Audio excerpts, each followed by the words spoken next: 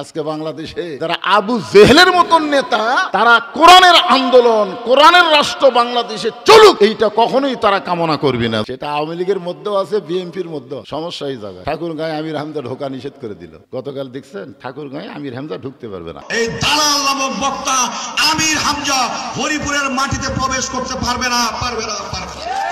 এরা ক্ষমতা না পায়া এরকে যা মোশান হচ্ছে ভাই, এরা ক্ষমতা পেলে কি যে করবি। আওয়ামী লীগ তাও অ্যাঙ্গেলে বারবার দিছে, এরা হয়তো উঠপারি দিবি না। তোর এখন কথা ঠিক।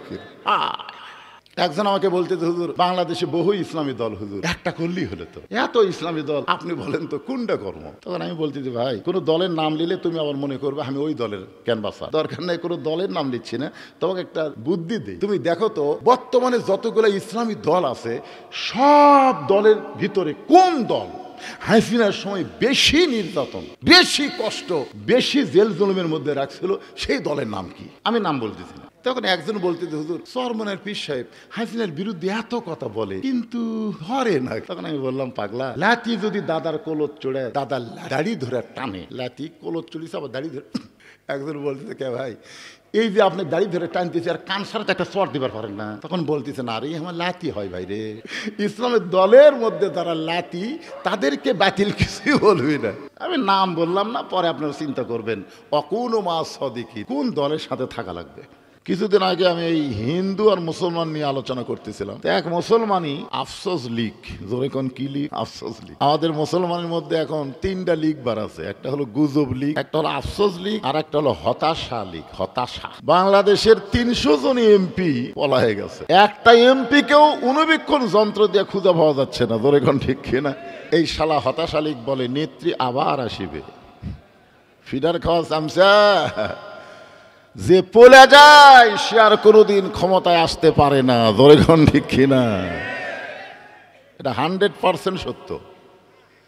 আওয়ামী লীগের কেউ যদি আসে, অন্য কেউ আসবে, কিন্তু রব্বানা আতিনা ফিদ দুনিয়া হাসিনার খাওয়া নেই। তো এই আফসোস লীগ আমাকে বলতে, হুজুর আপনি হিন্দু ধর্মের বিরুদ্ধে বলতেছেন, অথচ দুর্গা পূজায় আপনারাই তো মূর্তি পাহারা দিলেন, আপনারাই তো মূর্তি পাহারা দিলেন। তখন আমি বললাম, আমরা হিন্দুদের মূর্তি পাহারা দেইনি, আমরা ষড়যন্ত্র পাহারা দিয়েছি। যেরকম ঠিক কিনা? কারণ এই গুজব লীগ, হতাশা লীগ, আফসোস লীগ, ওরা মূর্তি ভাঙবি আর আমাদের ঘাড়ের উপর দোষ চাপাবি। যেরকম ঠিক কিনা?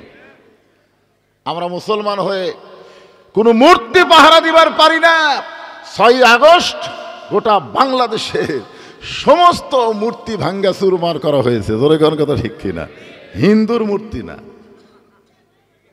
কার মূর্তি ভাঙ্গিছেন মনে নাই? হ্যাঁ,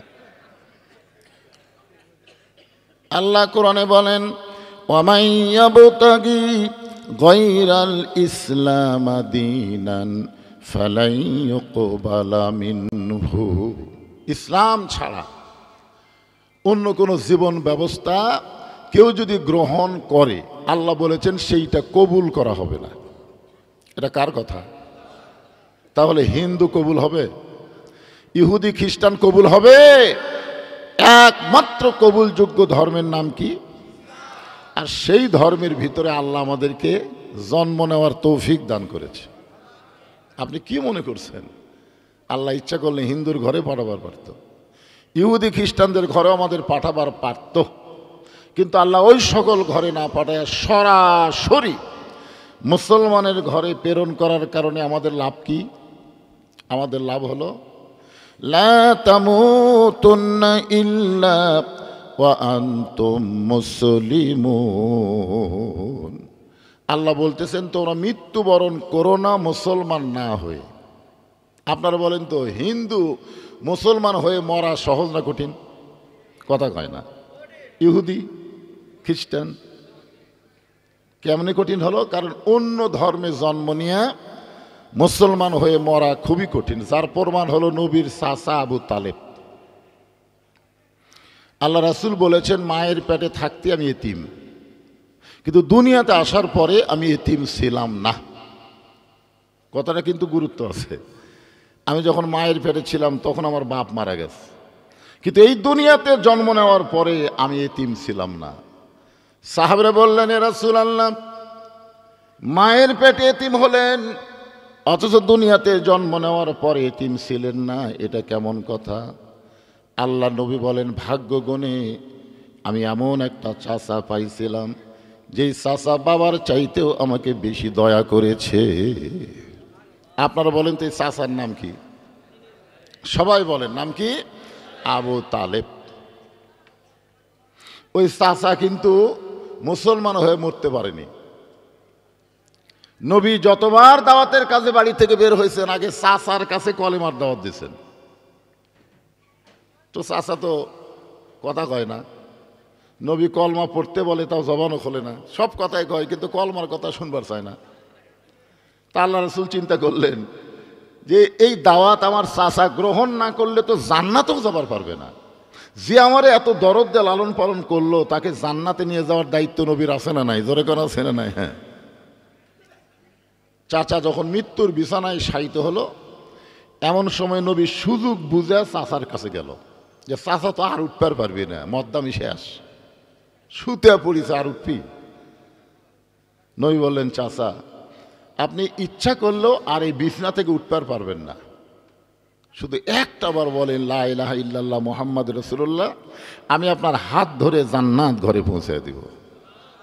এত বড় কথা নবী বলার পরেও চাচা বলতেছে, মোরাই যখন যাব বাবা, বাপ দাদার ধর্ম ছাড়বো না। এখান থেকে কি প্রমাণ হলো? অন্য ধর্মে জন্ম নিয়ে মুসলমান হয়ে মরা খুবই কঠিন, কিন্তু আমাদের জন্য আল্লাহ কঠিন রাখে নাই। মুসলমানের ঘরে জন্ম নিয়েছি, মুসলমান হয়ে মরবো ইনশাআল্লাহ। যদি মুসলমান হয়ে আমরা মরতে পারি আমাদের লাভ কি? বাড়ি তো 5 তলা বানাচ্ছেন মাশাআল্লাহ, 6 তলা রড বের হয়ে আছে। সবাইকে গল্প করে, ভাই আমার জীবনের সাধনা 6 তলা করা, 5 তলা কমপ্লিট হয়েছে, দোয়া করিস আর 1 তলা যেন করবার পারি। ঘাড় কাত করে বারবার দেখে, যায় আর দেখে, মানুষকে দেখায়, ওই দেখ 2 কান্দে 2 ফেরেশতা কয়, তুই পাগলা হয়েছিস রে, তুই পাগলা হয়েছিস, তোকে যেটা দেখান লাগবে সেটা তুই দেখাস না, তুই কি দেখাস? 5 তলা 4 তলা 3 তলা নয়, তোর জায়গা হবে নিচতলা। তোর এখন কয় তলা?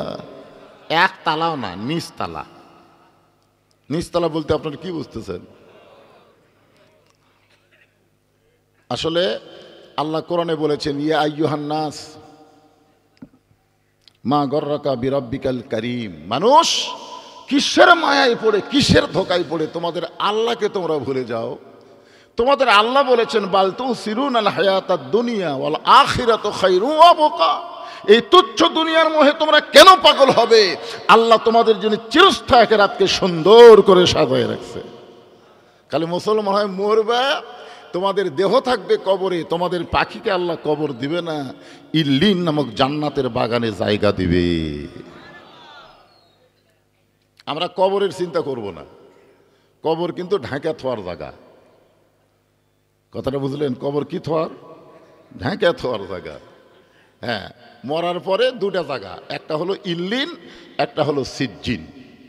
আজকে জান্নাতের বাগানে বসে যারা ওয়াজ শুনতেছে, আপনারা সকলে ইল্লিনে যাবেন ইনশাআল্লাহ। আমরা আল্লাহর প্রশংসা বেশি বেশি করব যা আমাদের জন্য এত সুযোগ। আমি ছোটবেলায় গান শুনছিলাম, তখন এটা বুঝবার পারিনি, এই বুড়া বয়সে বুঝতেছি। আগেকার গান কিন্তু যেমন তেমন গান না। আছেন আমার মুক্তার, আছেন আমার ব্যারিস্টার, শেষ বিচারের হাইকোর্টেতে তিনি আমায় করবেন পার, আমি পাপী তিনি জামিনদার। আমি পাপী তিনি, এই তিনি কে? আল্লাহ না, কে চিল্লা কয় আল্লাহ? এই আমিও আগে তাই মনে করছিলাম আল্লাহ, কিন্তু এই বুড়া বয়সে দেখতেছি আল্লাহ লয় রে। আল্লাহ হাকিম হয়ে আমাদেরকে আসামি বানায় বিচার শুরু করবেন। ওই সময় আমাদের নবী উকিল হয়ে, ব্যারিস্টার হয়ে আল্লাহর কাছে আমাদের ব্যাপারে জেরা করে, আমাদের সুপারিশ করে জান্নাতে পৌঁছে দিবে। কত বড় ভাগ্য! মুসলমানের ঘরে জন্ম নিলাম, বিশ্বনবীর উম্মত হলাম। আমাদের ভাগ্য ভালো না খারাপ? আর একটা জিনিস, এই যে পবিত্র কোরআন, এই কোরআন আল্লাহ নির্ভেজাল একটা কিতাব, আমাদেরকে হেদায়েত স্বরূপ আল্লাহ দিয়ে দিল, যার মধ্যে কোনো সন্দেহ নাই। জালিকাল কিতাব লা রাইবা ফিহ, এমন একটা কিতাব তোমাদেরকে দিলাম যার ভিতরে কোনো সন্দেহ নাই, হুদাল্লিল মুত্তাকিন। এটাই একটা ক্যাপাসিটি। আল্লাহ বললেন মুত্তাকিরাই শুধু আল্লাহর কোরআন থেকে হেদাত পাবে। আবু জেহেল কোরআন শুনবে কিন্তু হেদাত পাবে না, কিন্তু আবু বকর কোরআন শুনবে এবং কোরআন থেকে হেদাত নিবে। আমাদের বাংলাদেশে অনেক আবু জেহেল মার্কা আছে, শুনবে। বজুশিদ কিরকম ওয়াজ করছে, বুড়া না হোক রে ফাটাফাটি, ওয়াজ শুনবে ঠিকই কিন্তু কোরআন থেকে হেদাত নিবে না। এই জন্য আল্লাহ বলেছেন সামিনা ও তাআনা, খালি শুনলে হবে না, এইটাকে গ্রহণ করা লাগবে। আবু বকর কি কোরআন শোনেনি? আপনারা কোন শুনছে কি শোনে নাই? আপনারা তো সামনে বসে, ওরাও তো সামনে দাঁড়িয়ে থেকে শুনতেছে। আবু জেহেল অবশ্যই দাঁড়িয়ে থাকারই পাঠি, তাই বলে তোমরা না বাজার। আবু জেহেল পিছনে, নবী কোরআন পড়তেছে ঘরে, আর উনি দাঁড়িয়ে আছে পিছনে, আর এরা দাঁড়িয়ে আছে সামনে। জায়গা পায়নি, কি করবেন? সারা রাত, সুবহানাল্লাহ বলেন, সারা রাত দাঁড়িয়ে দাঁড়িয়ে কোরআন তেলাওয়াত শুনছে। সকালবেলা গিয়া মিটিংয়ের মধ্যে বলতেছে এত সুন্দর কোরআনের বাণী, রাতটা কোন দিক দিয়ে গেল আমি বুঝবারই পারিনি। সুবহানাল্লাহ কবেন না? আপনার বলুন তো, আবু জেহেল কি কোরআনের বিরুদ্ধে কথা? কি বলছে? এত সুন্দর কোরআনের বাণী, রাতটা কোন দিক দিয়ে গেল আমি বুঝবারই পারিনি। তার মানে কোরআন শুনতে এত ভালো লাগছে, দাঁড়ায়া দাঁড়ায়া রাতটা চলে গেছে, তারপরও সে বুঝবার পারে নাই। আবু সুফিয়ান বলে, নেতা, যে কোরআন শুনতে এত ভালো লাগলো, রাত কোন দিক দিয়ে গেল বোঝা যায় না, সেই কোরআন গ্রহণ করলে অসুবিধা কি? শুনলেই যদি এত মজা, তাহলে সেইটা ধরলে অসুবিধা কি? ধরবে গেলেই তো বিপদ। আল্লাহ কোরআনে বলেছে লা ইয়ামাসসুহু ইল্লাল মুতাহহারুন, ততক্ষণ পর্যন্ত ধরা তো দূরের কথা, কোরআন স্পর্শই করতে পারবা না যতক্ষণ তুমি পবিত্র না হবে। এটা এমন একটা কিতাব যেটা ধরবার গেলে কি হওয়া লাগবে?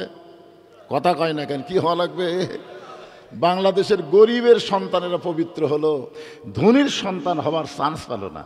আজকে যে কয়টার মাথার পাগড়ি দেওয়া হলো, আপনারা বলেন তো এর মধ্যে ধনী কয়টা? সব জাগির খাওয়া, জোরে খান কি খাওয়া? আরে সমস্যা, এই গরিব ফ্যাক্টরি থেকে আমরা বক্তা হচ্ছি। আমরা হক কথা বলবার গেলে চারিদিকে তাকাই, কারণ ফেতরা খাওয়া, চামড়া খাওয়া, দান খাওয়া, জোরে কন কি খাওয়া, এগুলা খাইয়া খাইয়া হুজুর হচ্ছি। এখন ওয়াজ করবার গেলে চারিদিকে তাকান লাগে। আমার জাগিরদার ঘুষ খায়, ওর জাগিরদার সুদ খায়। এখন জাগিরদারের বিরুদ্ধে তো ওয়াজ করার চান্স নাই। তুই আমার বাড়িতে খাইয়া হুজুর হইল, এখন আমার বিরুদ্ধে ফতুয়া মারতেছিস। আজকে মিথ্যা শিক্ষা যেগুলো বিদ্যালয়ে দেওয়া হয়, একটা বিদ্যালয়ে ছায়া চিন্তায় চলানো হয় না, সরকারি টাকা দিয়ে চলে। জোরে কোন কথা ঠিক কি না? আরে মাদ্রাসাগুলো চলে আপনাদের দান সদকা দিয়ে। আহা, কোরআনের ভাগ্য বাংলাদেশে কত খারাপ, যে গরিবগুলো সব হাফেজ হলো, ধনীগুলো সব কেজি স্কুলত গেল। ভাগ্য খারাপ না? ইসলাম প্রচার হয়েছে গরিব দিয়া। জোরে কোন কথা ঠিক কিনা? একটু মনোযোগ দিয়ে শুনবেন।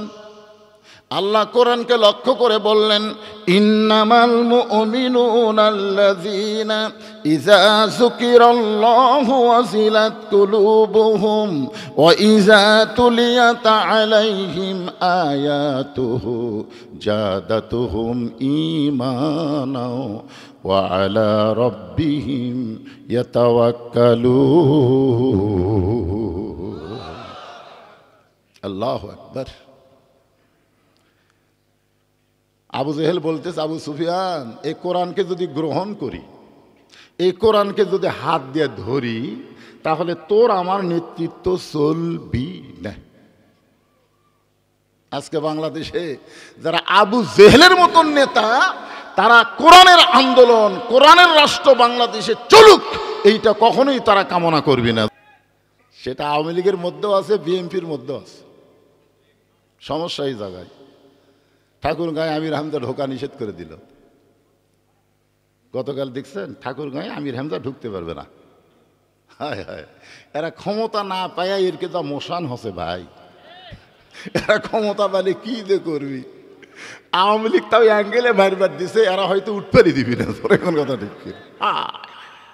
অনুনাজ্জিলু মিনাল কুরআনি মা হুয়া শিফাউ ওয়া রাহমাতুল লিল মুমিনিন। এর বাংলা অর্থ হলো সব সমস্যার সমাধান দিতে পারে আল কোরআন। কি সবাই স্লোগান দিতে রাজি আছেন? সব সমস্যার সমাধান হলো না, মেনা হলো, শ্যালমেলা হলো। একটু জবান ছেড়ে সবাই বলেন কোরআনের পক্ষে একটা স্লোগান দিবেন, 8টা জান্নাতের দরজা আল্লাহ খুলে দিবে। আপনি কি মনে করছেন এটা তুই আমিয়া কিতাব? সব সমস্যার সমাধান আল কোরআনের আলো। ঘরে ঘরে আপাতত বাদ দেন তো না, সংসদে করলেও হবি না। আমি একটা স্লোগান আপনাদের শিক্ষা দিয়ে এটাই চলবে, আল কোরআনের আলো সব জায়গায় জালো। আপনি বলেন তো সব জায়গার মধ্যে সংসদ আছে না নাই? হাসিনা যখন ক্ষমতাটা ছিল তখনও কিন্তু আমি সব জায়গায় জালো বলছি। সেই সময় সংসদে বললে বক্তার টেজে থাকবে দিবি রে? সংসদে আমরা মমতাদের গান শুনি, আয় আয়, এক শালাও ভোট পাইনি। দিনের ভোট রাতে করে সংসদে যায়, এরকে যা মোশান হচ্ছিল ভাই, তোর এখন কথা ঠিক। আর এই 24 সালে নির্বাচন দিল ড্যাম। নির্বাচনের নামই হলো ড্যামি। আপনারা বলেন তো ড্যাম চলবে? কথা কন না কেন, ড্যাম চলবে? গান বাজনা সংসদ পরিপূর্ণ করলো। আগামীতে সংসদে আমরা কোনো জালেমকে পাঠাবো না, সবাই ভালো মানুষকে সংসদে পাঠাবার চাই। জোরে কোন কথা ঠিক কিনা? হ্যাঁ, এই জন্য একটা স্লোগান দেন, আপাতত শুরু হোক, আল কোরআনের আলো সব জায়গায় জালো। আল কোরআনের আলো, কোরআন হাদিস যেখানে, দুনিয়ার মুসলমান লিল্লাহে তাকবীর। আজকের আলোচনা কিন্তু লম্বা হবে না, ছোট্ট একটা আয়াত।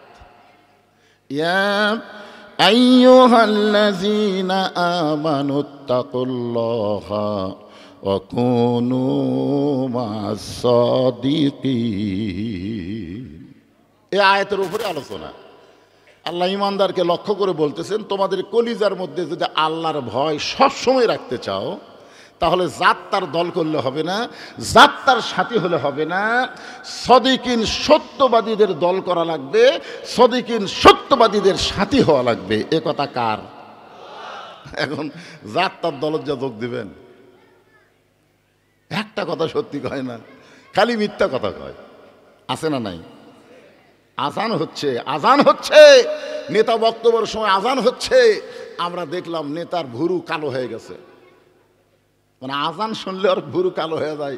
কিরে আমরা বক্তব্য দেবো, মিটিং করবো, এর মধ্যে আজান কি? যারা আল্লাহর আজানকে সহ্য করতে পারে না, এরা ক্ষমতার চেয়ারে গেলে নামাজ বিলের কোনো আইন করবে না। জোরে কোন কথা ঠিক কি না? অথচ আল্লাহ কোরআনে বলেছেন, আল্লাযীনা ইম্মাক্কান্নাহুম ফিল আরদ, মুসলমানের মধ্যে কাউকে যখন ক্ষমতা দেওয়া হবে, তার 1 নম্বর দায়িত্ব হলো আকামুস সালাত, নামাজ কায়েম করা, ওয়া আতাউজ যাকাত, যাকাত আদায় করা। জোরে কোন কথা ঠিক কি না? ওয়া নাহি আনিল মুনকার। একটু মনোযোগ দিয়ে শুনবেন। ওয়া কুনু মা'আস সাদিকিন ব্যাখ্যা করার আগে আমাদের সম্পর্কে আগে আমরা শুনতে চাই। প্রথম কথা হলো, ইয়া আইয়ুহাল্লাযীনা আমানু, যারা আল্লাহকে বিশ্বাস স্থাপন করেছ, ইমানদারকে লক্ষ্য করে আল্লাহ বলতেছেন। আমরা এখানে যারা বসে আছি সবাই আল্লাহকে বিশ্বাস করি, করেন না? কেমনে করেন?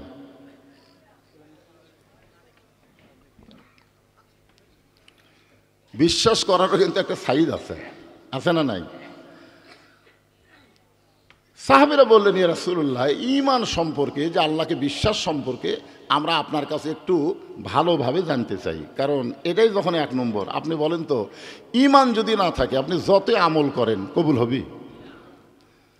আল্লাহ রাসূল বললেন, ইকরার বিল লিসান তাসদিকু বিল জানান। আমল বিল আরকান, এরই নাম হলো ঈমান। খুব খেয়াল করবেন, এখানে তিনটা কথা বলার পরেই আত্তাকুল্লার উপর আসতেছি। এক নম্বর হলো জবানে বলতে হবে লা ইলাহা ইল্লাল্লাহ। আমরা জবানে বলি কি বলি না?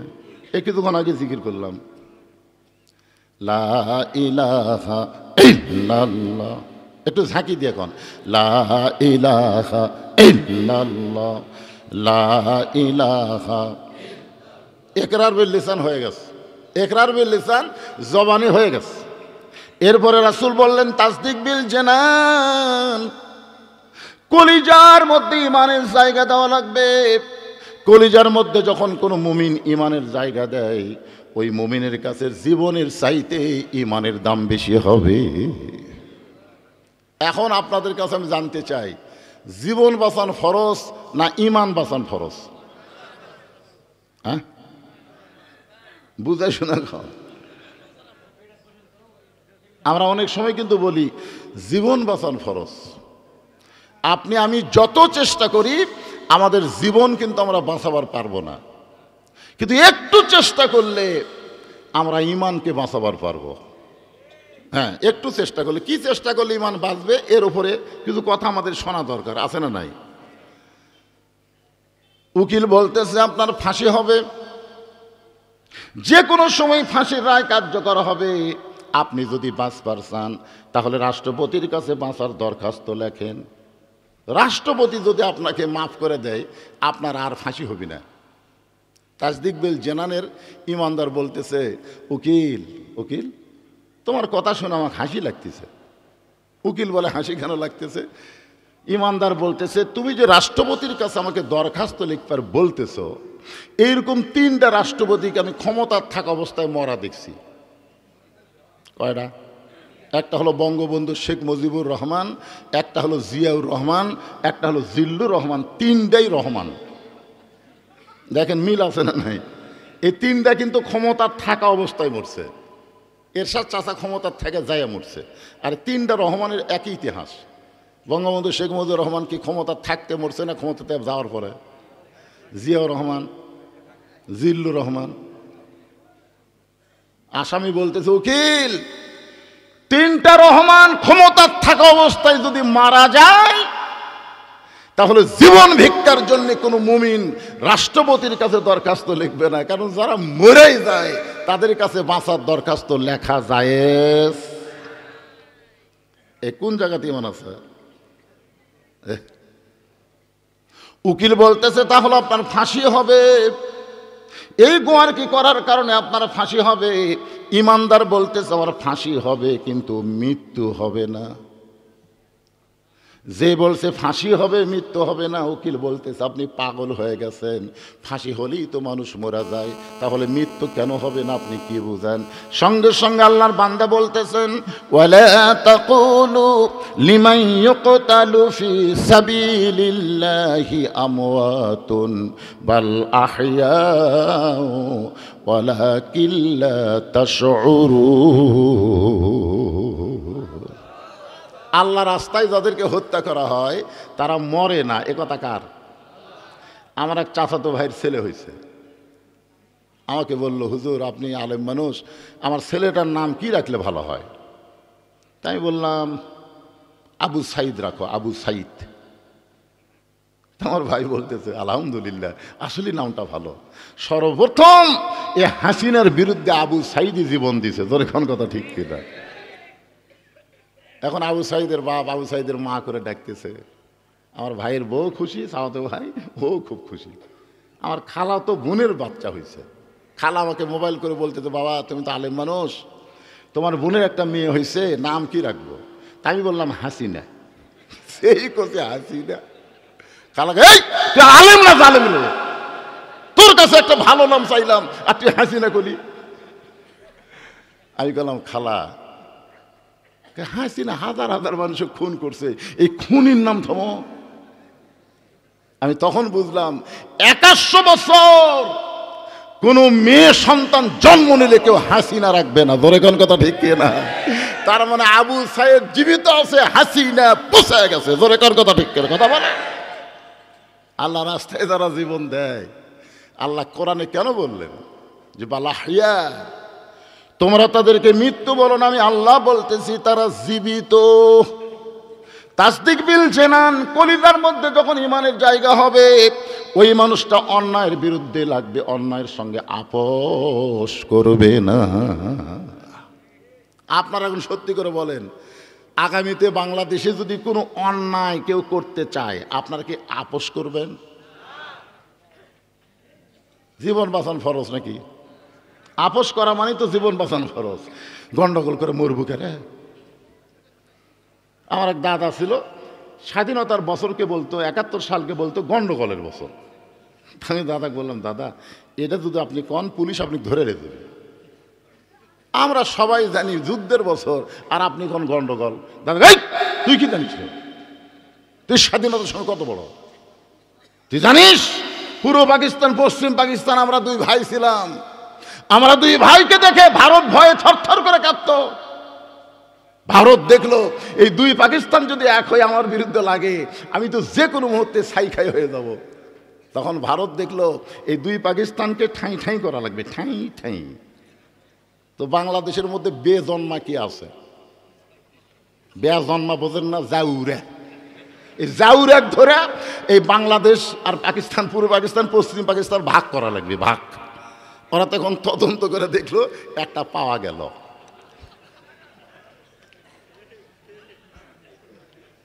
পাওয়া গেছে যুদ্ধের সময় পাকিস্তানে আশ্রয় নিছে, সন্তান বউ বাচ্চা সব ভারতে থাকলো। যখন দেশ স্বাধীন হলো, বাংলাদেশে ঢুকলি কেউ কেউ চামচা কয় জাতির পিতা। জাতির পিতা না জুতার পিতা? মুসলমান। আল্লাহ কোরআনে বলেন মিল্লাতা আবিকুম ইব্রাহিম ওয়া সাম্মাকুমুল মুসলিমিন। ইমানের দাবি, ইমানের দাবি। মুসলমান যারা হবে, বিশ্বাস করবে তাদের জাতির পিতা হলো হযরত ইব্রাহিম। জোরে বলেন নাম কি? হুয়া সাম্মাকুমুল মুসলিমিন, তিনি আমাদের নাম রেখেছে মুসলমান। ইমানদারের একটু খেয়াল করবেন, তাসদিক বিল জানান, কলিজার মধ্যে যখন ইমান আসবে, কোনো বাতিলের সঙ্গে সে আপোষ করবে না, বরং জীবন দিবে, ইমান হারা হবে না। আসেন 3 নম্বর হলো আমল বিল আরকান। আমল বিল আরকান, ইমান অনুযায়ী আমল করা লাগবে। আপনার বলেন তো, বর্তমানে বাংলাদেশে ইমান অনুযায়ী আমরা আমল করতে পারতেছি? কথা কয় না, পারতেছেন? আপনি মসজিদের সামনে কাতারে নামাজ পড়বেন, নিয়ত আপনার ভালো না খারাপ? খুবই সুন্দর নিয়ত, সামনে কাতার আপনি নামাজ পড়বেন। বাড়ির থেকে উজু করে আপনি মসজিদে যাচ্ছেন, 100 গজ দূরে মসজিদ, সুবহানাল্লাহ আলহামদুলিল্লাহ, সুবহানাল্লাহ আলহামদুলিল্লাহ, সামনে কাতারা নিয়ত করছেন। কিন্তু রাস্তার মধ্যে 100 গজ জাতি 2টা ব্রয়লার মুরগি, 2টা ব্রয়লার মুরগি বলছেন, 2টা বেয়া পর্দা মেয়ে মানুষ আপনার 2 চোখত পড়িছে। ওরা মরে গেলে 5 কাপড়, ওদের খাটনি আবার চাদর দিয়ে ঢাকবি। ফেরেশতা কয় আল্লাহ এই মেয়াজের এক চাদর দিয়ে ঢাকছে। এই যখন বাইফে আইছিল, গোটা পাড়া ঘুরিছে, পাড়ার সব লোক একসনে। মেতর চিনে, এই যে পাড়ার মধ্যে ফেরওয়ালা, ওরাও চিনে। মেতর এসে কয় এটা কার বউ রে? দেনালা কয় এটা কার বউ রে? একটা ফকির কয় এটা কার বউ রে? মানে তাই দেখে, তাই একটা করে ঢুকিয়েছি। উই মরিছে, 5 কাপড় দিয়ে ওর চাদর দিয়ে ঢেকে থোছে। ফেরেশতা কয় আল্লাহ বেঁচে থাকতে গোটা পাড়া ঘুরিছে, মরার পরে এইরকম পর্দা খেন। আল্লাহ কয় দেশের নাম বাংলাদেশ রে, ওই দেশের নাম হলো বাংলাদেশ। এরা বাঁচতে পর্দা করে না, মরার পরে করে রে, মরার পরে করে।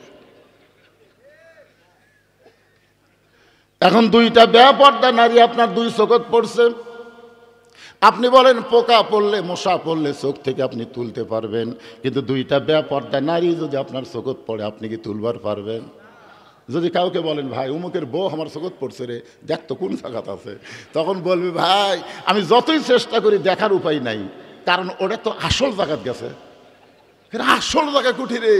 আপনার এই যে বুকের কাছে একটা মেমোরি আছে, ধরে কোন কি আছে, ওই মেমোরির মধ্যে চলে গেছে। ওই এখন সামনে কাতারে গিয়ে নিয়ত করতেছে ইলা জিহাতিল কাবাতিশ শরীফাত আল্লাহু আকবার, মুখ আছে কাবার দিকে, চোখ আছে সেজদার দিকে, মন খালি বলতেছে রাস্তাত কি দেখলু রে। আপনারা বলেন নামাজ হবে? এ জোরে বলেন হবে? তাহলে মসজিদে আপনি সামনে কাতারে নামাজ পড়তে চান, রাস্তার মধ্যে বেপর্দা নারী থাকলে আপনি নামাজ পড়তে পারবেন না। এখন বেপর্দা নারী মুক্ত বাংলাদেশ গড়বার গেলে আমার আল্লাহর কোরআনের সমাজ লাগবে, জোরে কোন ঠিক কিনা? অকরনা ফি বুয়ুতিকুন্না ওয়ালা তাবাররাজনা তাবাররুজাল জাহিলিয়াতিল উলা। আমল বিল আরকানকে যদি আপনারা গ্রহণ করতে চান তাহলে আল্লাহর কোরআনের বিকল্প কোনো রাস্তা, সবাই বলেন বিকল্প কোনো রাস্তা নাই। যতই চেষ্টা করেন কোরআন অনুযায়ী যে মুসলমানের রাষ্ট্র গঠন না হয়, সে ঈমান অনুযায়ী আমল করতে পারবে না। ঈমান অনুযায়ী আমল করতে গেলে 1 নম্বর আমল হচ্ছে নামাজ। লা সলাতা লা ইমানা, যার নামাজ নেই তার ঈমান নেই। এখন আপনারা সত্যি করে বলেন তো, এই মাহফিলে যত লোক আপনারা বসে আছেন, খাড়া হয়ে আছেন, সবাই কি মাগরিব এশা নামাজ পড়ছেন? কে টানা করলো না? কে করলো রে?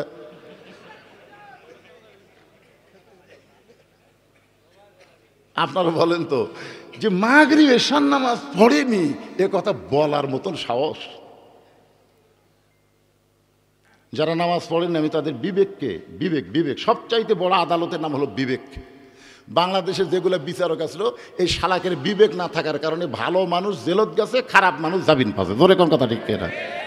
প্রত্যেকটা লোক কি বলছে, বিচারকের বিবেক নাই। তার মধ্যে শালা একটা মানকে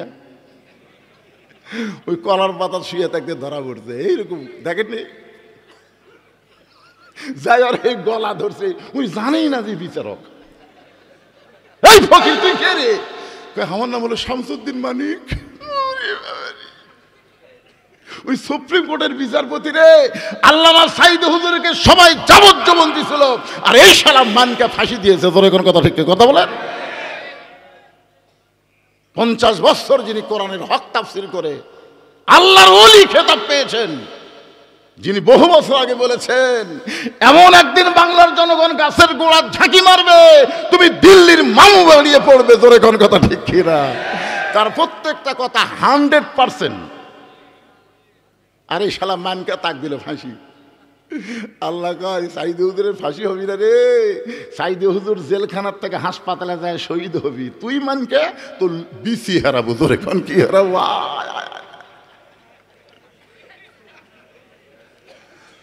এই জন্য সকলে পড়েন তো ইজ্জুমান তাশা, পড়েন কোরআন আয়াত, তো ইজ্জুমান তাশা ওয়া তুযিল্লু মান তাশা বিয়াদিকাল খায়র ইন্নাকা আলা কুল্লি শাইইন কাদির। সম্মান দেওয়ার মালিককে, অপমান করার মালিককে, ভালো মন্দর মালিককে, সমস্ত ক্ষমতার মালিককে। সাঈদ হুজুরকে জেলখানায় বন্দি রেখেছিল। হাসিনা যদি কোনো সময় মনে করতো সাঈদীকে আমরা যুদ্ধ অপরাধী বানায়া, ধর্ষণকারী বানায়া জেলখানায় দিলাম, ওর তো আর কোনো অবদান নাই, এর তো আর কোনো জনপ্রিয়তা নাই, এই মনে করি যে হাসিনা 15 দিনের জন্য সাঈদ হুজুরকে ছেড়ে দিত, আপনারা বলেন তো বাংলাদেশের এমন কোনো ময়দান কি পাওয়া যাইতো যে জায়গায় মানুষের জায়গা হতো? হাসিনা জানে সব ভুয়া, মিথ্যা দোষ দিয়ে তাকে জেলখানাতে রাখা হয়েছে। তিনি সবসময় দোয়া করতো আল্লাহ আমাকে শাহাদতের মৃত্যু দিও। এই জন্যই তাকে জেলখানা থেকে বের করে কি হাসি দিল। হাসিটা দেখলে মনে হয় এ দুনিয়ার হাসি না, যেন জান্নাতের হাসি। জেলখানা থেকে তাকে হাসপাতালে নিয়ে গেল, হাসপাতালে নিয়ে গেলে তাকে হত্যা করা হলো। সেজন্য আমরা সকলেই বলি আল্লামা সাঈদী তুমি মরনি, শহীদ হয়েছ আমরা এটাই জানি। সবাই বলেন আল্লামা সাঈদী তুমি মরনি, শহীদ হয়েছ আমরা এটাই জানি। সম্মান দেওয়ার মালিক কে? একটু মনোযোগ দিয়ে শুনবেন। আমল বিল আরকান, ইমান অনুযায়ী দাম আমল করতে চাই, 1 নম্বরের নাম হলো নামাজ। যদি কোন 1 নম্বরের নাম কি? নামাজ যদি না থাকে, লা সলাত লা ঈমানা, যার নামাজ নাই তার কোনো ঈমান নাই। লা সলাত লা দীনা, যার নামাজ নাই তার কোনো ধর্মই নাই। বাইনাল আবদি ওয়াল কুফুরি তরকুস সালাত, মারাত্মক হাদিস বুখারী শরীফে। বান্দা এবং কাফের এই দুইটা পৃথক করতে গেলে যে জিনিসটা লাগবে তার নাম হলো নামাজ। যে নামাজ পড়ে সে আল্লাহর বান্দা, যে নামাজ পড়ে না সে হলো কাফের। এখন আমার সঙ্গে একটু বলা লাগবে, বেনামাজি আপনারা বলবেন কাফের। এটা কি আমার কথা না রাসূলের কথা? যদি আপনি কাফের না কয়ে মুখ বন্ধ করে থাকেন, তাহলে নবীর কথার সাথে আপনার একমতটা, আপনি কাফের হয়ে যাবেন। নবীর কথার সাথে দ্বিমত করারও সুযোগ। এখন যেই বলবো বেনামাজি আপনারা বলবেন কাফের। এই যারা এসা মাগরিব পড়নি তোমরাও কও, অসুবিধা নেই। কারণ নবীর কথার সাথে তুমি একমত হলে, ফজর থেকে নামাজ ধরার নিয়ত করলে, আল্লাহ কয় ফজর থেকে নিয়ত করা মাত্রই যত নামাজ পড়ার না গুনাহ হয়েছে, নামাজ না পড়ার কারণে পাপ হয়েছে, আমি আল্লাহ সব মাফ করে দিলাম। বেনামাজি এত আসতে কোন কেন? জোরে বলেন বেনামাজি। মান তারাকা সালাতু মুতাম্মিদান ফাকাত কাফারা, ইচ্ছা করে 1 ওয়াক্ত নামাজ যারা বাদ দিল তারা আল্লাহর সঙ্গে কুফরি করলো। আমরা যারা পুরুষ মানুষ ঈমান অনুযায়ী আমল করতে গেলে 1 নম্বর আমল হলো নামাজ। আর নারীদের জন্য 1 নম্বর আমল কিন্তু নামাজ না। আমার মা বোনেরা যারা পর্দায় বসে আছেন, আপনাদের জন্য 1 নম্বর আমল হলো পর্দা। 1 নম্বর আমল কি? আর এই পর্দা মেয়েরা করবে, করে দেওয়ার দায়িত্ব কার? কথা কয় না। আপনারা মনে করতেছেন আপনার বউ পর্দা থাকে না, হুজুর আমার কি দোষ? আমার বউ বোরকা পরে না, আমার দোষ কি? আদম আলাইহিস সালামকে যখন জান্নাত থেকে বাইর করে দিচ্ছে, আদম বলতেছে আল্লাহ আমি তো গন্ধম গাছের কাছেও যাইনি, গন্ধম ফলও খাইনি, হাওয়া যে আমাকে খিলেছে আমি বুঝবারও পারিনি। যখন বুঝবার পারছি শরবতে গন্ধম আছিল, তখন ডান হাতখানা মুখের মধ্যে দিয়ে আমি রক্ত বমি করছি। এখন বলো আল্লাহ আমার দোষ কোথায়? তুমি কও আল্লাহ। আমি কি গাছের কাছে গেছি? আল্লাহ কয় না। আমি কি ফল খাসি? না। আমি কি জানি যে শরবতে গন্ধম আছিল? কয় না। যখন জানিছি তখন কি আমি ঢুকি চিবি মারছি? আমি এই হাত ঢুকা দিয়ে বমি করছি, তা আমার দোষটা কোন জায়গায়? আল্লাহ কয় আদম হাওয়া তোমার কে হয়? আদম চিন্তা তুলে গেল, এখন হাওয়া কে হয়? বলতেছে আল্লাহ হাওয়া আমার বউ হয়। আল্লাহকে আদম হাওয়া তোমার কে হয়? আদম বলে আল্লাহ হাওয়া তো আমার বউ হয়। আল্লাহকে আদম হাওয়া তোমার কে হয়? আদম কয় আল্লাহ একই পেঁচার বারবার পরো কেন? আমার বউ হয়। আল্লাহকে আদম পরপর 3 বার বললাম হাওয়া তোমার কে হয়, প্রত্যেকবারই বললাম আমার বউ হয়। তো তোমার বউ কুটি যাবি কি করবি? তুমি স্বামী হিসেবে খেয়াল করবে না? তুমি কেমন স্বামী? তোমার বউ গন্ধমের কাছে গেল, তখন তুমি কোথায় ছিলে? আমি তো খেয়াল করবি না কেন? তোর বউ স্টার জলসা দেখে, জি বাংলা দেখে, তুই খেয়াল করবি না? তোর বউ উত্তর পাড়া দক্ষিণ পাড়া ঘুরে বেড়ায়, তুই কেমন স্বামী খেয়াল করবি না? এই যে খেয়াল না করার কারণে দুই জনক বান্ধে আল্লাহ দুনিয়াত পেটালো। তা আপনি কি করতেছেন? আপনার বউগুলা কি অবস্থাতে আছে আপনার খেয়াল করার দরকার আছে না নাই? জোরে কেন আছে না নাই? আমার মা বোনেরা যারা পর্দার অন্তরে আছেন শোনেন, মেয়েদের 1 নম্বর আমলের নাম হলো পর্দা। পর্দা যদি না থাকে মা, আপনাদের একটা ইবাদত আল্লাহর দরবারে কবুল হবে না। নবী আমার ফাতেমার ঘরের মধ্যে গিয়ে মুচকি মুচকি হাসতেছে। ফাতেমা বলে বাবা কি জন্য হাসতেছেন? রাসূল বলে ফাতেমা শুধুমাত্র পর্দা মানার কারণে আল্লাহ তোমাকে বিশাল একটা ডিগ্রি দিয়েছে। ফাতেমা বলে বাবা কি ডিগ্রি আল্লাহ দিয়েছে? রাসূল বললেন সাইয়্যিদাতুন নিসাই আহলিল জান্নাহ ফাতেমাতুজ জোহরা। শুধু এই পর্দার আমল করার কারণে আল্লাহ তোমাকে জান্নাতি নারীদের নেত্রী বানাইছে। কি খুশি না বেজার? ফাতেমা জান্নাতি নারীদের নেত্রী নামাজ পড়ার কারণে। কথা কয় না? নামাজের কারণে, রোজার কারণে, শুধুমাত্র পর্দার কারণে। ফাতেমা বলতেছে বাবা তাহলে আমি তো জান্নাতি নারীদের নেত্রী, আমার আর কোনো চিন্তা নাই।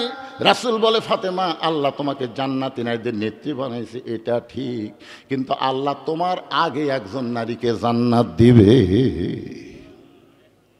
আপনারা তো সুবহানাল্লাহ বলেন, কিন্তু ফাতেমা তার সুবহানাল্লাহ কয় না। রাসূল বলে, ফাতেমা, আল্লাহ তোমার আগে একটা মেয়েকে জান্নাত দিবে, সুবহানাল্লাহ কও। ফাতেমা বলতেছে, না, আমার আগে জান্নাত যাবি, আমি হলাম জান্নাতি নারীদের নেত্রী, আর আমার আগে জান্নাতে যাবি। পুরুষের মধ্যে কিন্তু হিংসা নাই। আবু বকর 1 নম্বর, ওমর 2 নম্বর, ওসমান 3 নম্বর, আলী 4 নম্বর, এভাবে রাসূল নম্বর করলো। একটা সাহাবীও কিন্তু করলো না যে আমি আলী থাকতে আবু বকর 1 নম্বর কেন। কারণ পুরুষের মধ্যে কোনো হিংসা নাই, জান্নাত পালি হলো, সুবহানাল্লাহ। কিন্তু মেয়ে মানুষের মধ্যে হিংসা আছে বাবা। হাসিনা ক্ষমতার থাকলে খালেদার শান্তি নাই, খালেদা থাকলে হাসিনার শান্তি নাই। ধরে কোন কথা ঠিক। এই জন্য আগামী ইলেকশনে এই মেয়াকে মাইনাস করে দেওয়া লাগবে। ধরে কোন ঠিক কিনা? একটা মেয়ে বাংলাদেশ আর চলবি না। আজ থেকে 1400 বছর আগে রাসূল বলেছেন, মা তারাক্তু বাদি আলা উম্মতি ফিতনাতুন আদাররা রাসূল মিনান নিসা, রাওয়াহুল বুখারী কিতাবুল ফিতান। আল্লাহ রাসূল বলেছেন, আমার পরে আমার উম্মতের জন্য সবচাইতে বড় বিপদ হলো মরদ মানুষের জন্য নারী নেত্রী হওয়া। 1400 বছর আগে নবী বলছে, আর আমরা কি বিপদে পড়ছিলাম। এরশাদ চাচার পরে মনে হয় বাংলাদেশ আর কোনো মরদই নাই। কি 90 স্বৈরাচার মুক্ত করলেন, মেয়ের হাতে ক্ষমতা দিলেন, কি হলো?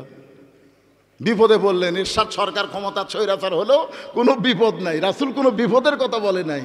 রাসূল বলেছেন, হালাকাতে রাসূলু হিনা আতাতিন নিসা, পুরুষ জাতি তখনই ধ্বংস হবে যখন তারা নারীদের আনুগত্য করবে। আপনারা ঠিক কর না কেন? বুখারী শরীফের হাদিস বলতেছি, তাও ঠিক না। তাই সামনে একটা চান্স নেন। এই মেয়া মানুষকে আর আমরা দেখবার চাচ্ছি না ভাই। আর রেজালু কাওয়ামুন আলা নিসা। এই হুজুর, এই তোর কি বিকেট ধরলো?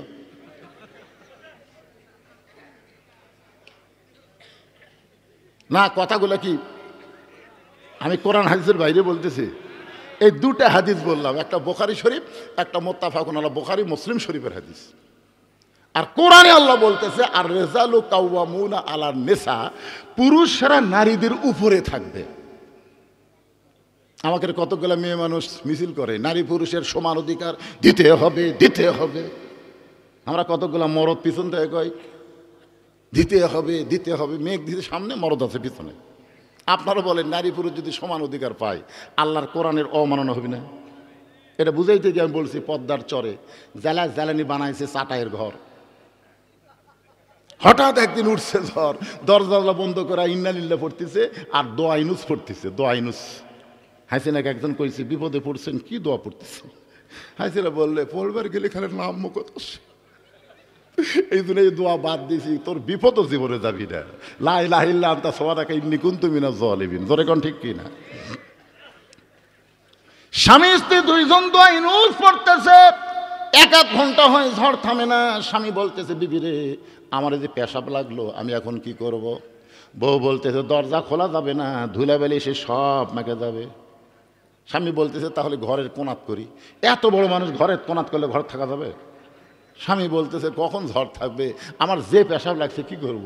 বউ বলতেছে, একটা কাম করেন, এতই জোরে যখন লাগছে আপনি আমার কান্দর চড়েন, কান্দর চড়ে ওই চাটায় আপনার যন্ত্র মোতাবেক গোল করেন, করে ওই দিক দিয়ে আউট করেন। কি করবেন এখন? এখন বইয়ের কান্দর চড়ে স্বামী ছিদ্র করে ওই দিক দিয়ে যন্ত্র বার করে পেশাব করছে। 1-1 ঘন্টা হয়, ঝড় থামে না। বউ বলতেছে, আমারও তো লাগছে গো। স্বামী বলতেছে, ছিদ্র তো করাই আছে, খালি কান্দর চড়বে মারবে। এবার স্বামীর কান্দে চড়ে পেশাব করে, একটা পেশাবও বাহিরে পড়ে না, সব বুকের মধ্যে পড়ে। স্বামী চিল্লাবে, এই পেশাব করি কোথায়, পড়ে কোথায়? বউ বলে, মরার স্বামী জানো না, সব জায়গায় সমান অধিকার চলে না। জোরে কোন কথা ঠিক কি না? মরদ গুলে সজাগ হন, সামনে আসছে শুভ দিন, চিন্তা ভাবনা করে নিন। ঠিক কিনা বলেন? কথা বলেন। যেই দলে মেয়ে মানুষ থাকবে, ওই দলের আমরা। জোরে বলেন, আমরা। এখন কে বেজার হলো? আমার আল্লাহ খুশি করবার যা, কেউ যদি বেজার হয়, আমাকে অসুবিধা আছে? আমি 2টা হাদিস বলছি, আর কোরআন থেকে আয়াত বললাম। আমল বিল আরকানের উপর কথা বলতেছি। পুরুষের জন্য 1 নম্বর হলো নামাজ, নারীদের জন্য হলো পর্দা। সেইটা বুঝাইতে গিয়া নবী বলতেছেন, ফাতেমা, আল্লাহ তোমার আগে একজন মেয়েকে জান্নাত দিবে।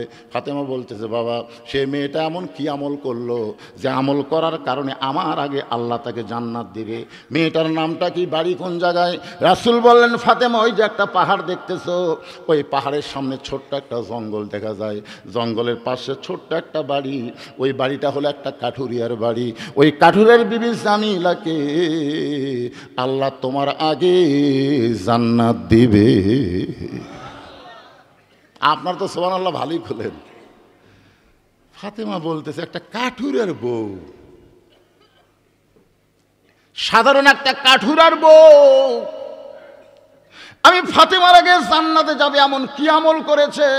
রাসূল বলে, ফাতেমা, কি আমল করে তোমার আগে জান্নাতে যাবে যদি জানতে চাও তাহলে তদন্ত করে জেনে নাও। পরদিন আসরের নামাজের পরে চুপি চুপি ফাতেমা ওই জামিলার ঘরের দরজায়, জামিলা, আমি নবীর মেয়ে ফাতেমা তোমার ঘরে একটু ঢুকবার চাই। জামিলার দরজায় ছোট বাচ্চার মতন কাঁদতেছে। ফাতেমা বলে, জামিলা, কান্দার কারণ? জামিলা বলতেছে, আমার সারা জীবনের সাধনা আমি নবীর মেয়ে ফাতেমাকে এক নজর দেখবার চাই। ফাতেমা বলতেছে, পাগলি নাকি, দরজা খুললেই তো আমার সঙ্গে তোমার দেখা হবে। জামিলা বলতেছে, দরজা খুলতে বড় ভয় পাচ্ছি, কারণ স্বামী আমার বাড়িতে নাই, আর স্বামীর হুকুম ছাড়া ফাতেমার জন্য দরজা খুলতেও আমি ভয় পাই। ফাতেমা কয়, আল্লাহ রে, একটা মেয়ে মানুষ আর একটা মেয়ের জন্য দরজা খুলবি, এটিও স্বামীর হুকুম লাগবি? ফাতেমার আকর্ষণ বেড়ে গেছে। ও বাবা, যাই স্বামীর হুকুম ছাড়া দরজা খোলে না, তার বাড়ির মধ্যে ঢুকতেই হবে কোন আমলের কারণে আমার আগে জান্নাতে যাবে। জামিলা বলতেছে, গো নবীর মেয়ে ফাতেমা, আজকের মতো আপনি ফেরত যান, আগামীকাল আপনি এই সময় আসবেন, আসা মাত্র আমি দরজা খুলে দেব, কারণ স্বামী আমার রাত্রে বাড়িতে আসলে স্বামীর কাছ থেকে হুকুম নিয়ে রাখবো। ফাতেমা বললেন, অবশ্যই আগামীকাল আসবো ইনশাআল্লাহ। আপনারা বলেন তো, আকর্ষণ বাড়ছে না কমছে? ভিতরে না ঢুকলে তো বোঝা যাবে না কোন আমলের কারণে আল্লাহ আমার আগে তাকে জান্নাত দিবে। পরের দিন আসরের নামাজের পরে ফাতেমা চুপি চুপি যখন জামিলার বাড়ির দিকে রওনা দেয়, এমন সময় ছোট্ট ছেলে হোসাইন মায়ের সামনে দাঁড়ায় বলে, মা, আপনি গতকাল বিকালবেলা কোথায় গেছিলেন মা? এত খোঁজাখুঁজির পরে আমি পাইলাম না, আজকে আবার চোরের মতন কোথায় যান? আমি হোসাইন আপনার সঙ্গে যাবার চাই। যেদি সন্তানকে হোসাইন সঙ্গে করে ফাতেমা যখন জামিলার বাড়ির দরজায়, হোসেন বলতেছে, মা, এই ভাঙ্গা বাড়ির দরজায় গতকাল কেন আইছিলেন, আবার আজকেও কেন আইছেন মা? এই বাড়িতে এমন কি আছে যার জন্য আমার মা এই বাড়ির দরজায়? এমন সময় ফাতেমা বলতেছে, জামিলা, তুমি কি এখন দরজা খুলে দিবে? জামিলা বলতেছে, 1 ঘন্টা হলে দরজা দাঁড়িয়ে আছে, আপনি আসা মাত্রই দরজা খুলে দিব। ফাতেমা বলতেছে, তাহলে কেন দেরি করতেছো? জামিলা বলে, ছোট্ট একটা বাচ্চা আপনাকে মা মা বলে ডাকতেছে, ওই বাচ্চাকে নিয়ে যদি আপনি ঢুকতে চান তাহলে আজকের মতো আপনি ফেরত যান, কারণ আমার স্বামী শুধু আপনার ব্যাপারে হুকুম দিয়েছে। আপনি একটা সন্তান নিয়ে আসবেন, সেই ব্যাপারে তো স্বামীর হুকুম নেওয়া হয় নাই। সঙ্গে সঙ্গে হোসেন বলে, মা, আমি তোমার সঙ্গে থাকার কারণে যে মেয়েটা ঘরের দরজা খোলে না, এই খারাপ মেয়ের কাছে তুমি কেন আইছো মা? এই খারাপ মেয়ের কাছে তুমি কেন আইছো? সঙ্গে সঙ্গে ফাতেমা হোসেনকে বুকের মধ্যে নিয়ে মুখে একটা চুমা দে, বলে, বাবা, তুমি যাকে খারাপ মেয়ে বলতেছো তোমার নানা বলেছে ওই মেয়েটা তোমার মায়ের আগে জান্নাতে যাবে। তুমি যারে খারাপ বলতেছো তোমার নানা কি কয়? তোমার নানা কয় ওই মেয়েটা তোমার মায়ের আগে জান্নাতে যাবে। সঙ্গে সঙ্গে হোসেন বলে, মা, তাহলে অযথা এই দরজাত ঘুরে কোনো লাভ নাই, আসল জায়গায় যাওয়া লাগবে। ফাতেমা বলতেছে, হোসাইন, আসল জায়গা কোনটা? হোসেন বলতেছে, আসল জায়গা না চিনলে কোনোদিন তুমি আল্লাহর আমল করতে পারবা না। সনলাগন আমল বিল আরকান, আমল বিল আরকান, এটা জানবার গেলে আসল চেনা রাখবে। আসল কি?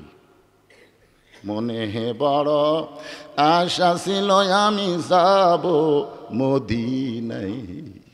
আব্দুল আলিমের গান বন্ধ করে দিছিল জানেন? আব্দুল আলিম মনে বড় আশা ছিল যাবো মদিনায়, এই গানটা বাদ দিয়ে তুমি গান গাও। মনে বড় আশা ছিল যাবো মক্কা মদিনায়। তুমি মক্কা বাদ দিয়ে খালি মদিনায় যাবার চাও। মক্কায় 1 রাকাত নামাজ পড়লে 1 লক্ষ রাকাত নামাজের সওয়াব, আর মদিনাতে 1 রাকাত পড়লে 50,000 সওয়াব। তুই মক্কা বাদ দিয়ে খালি মদিনার কথা কও।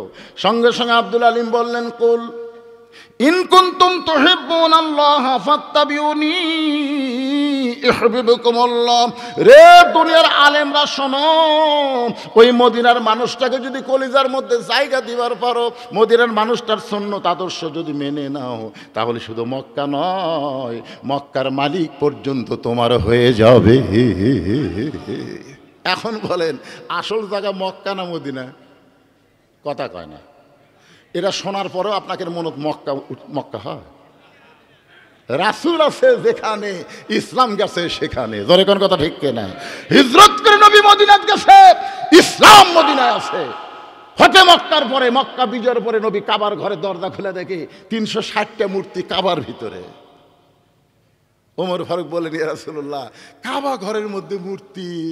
আল্লাহ রাসূল বলেন, ওমর, আমরা যেখানে ইসলাম সেখানে, আমরা যেখানে না ইসলাম সেখানে থাকবে না। কাবার কোনো ক্ষমতা আছে? বার করো মূর্তি। সব মূর্তি বার করে ভাঙ্গা চুরমার করা হলো। আমাদের নবী মূর্তি ভাঙ্গার, আমরা তার উম্মত হয়ে মূর্তি আদর করার না, আমরাও ভাঙ্গার। জোরে কোন কথা ঠিক কিনা? তাই বলে আমরা হিন্দুকে মূর্তি ভাঙবো না। 12,000 টাকা দিয়ে মা তার সন্তানকে বেচা খাইছে টাকাঙ্গে অভাবের কারণে, আর তুমি বাংলাদেশের 400 কোটি টাকা দিয়ে হাজার হাজার মূর্তি বানাইছো। এই মূর্তি বাংলার মুসলমান রাখবে না। জোরে কোন কথা ঠিক কিনা? ভবিষ্যতে আমি বলতেছি, বাংলায় যদি কোরআনের সমাজ চালু নাও হয়, তারপরেও তোমরা জানে কেউ মূর্তি বানাইও না। মূর্তি বানালে কি?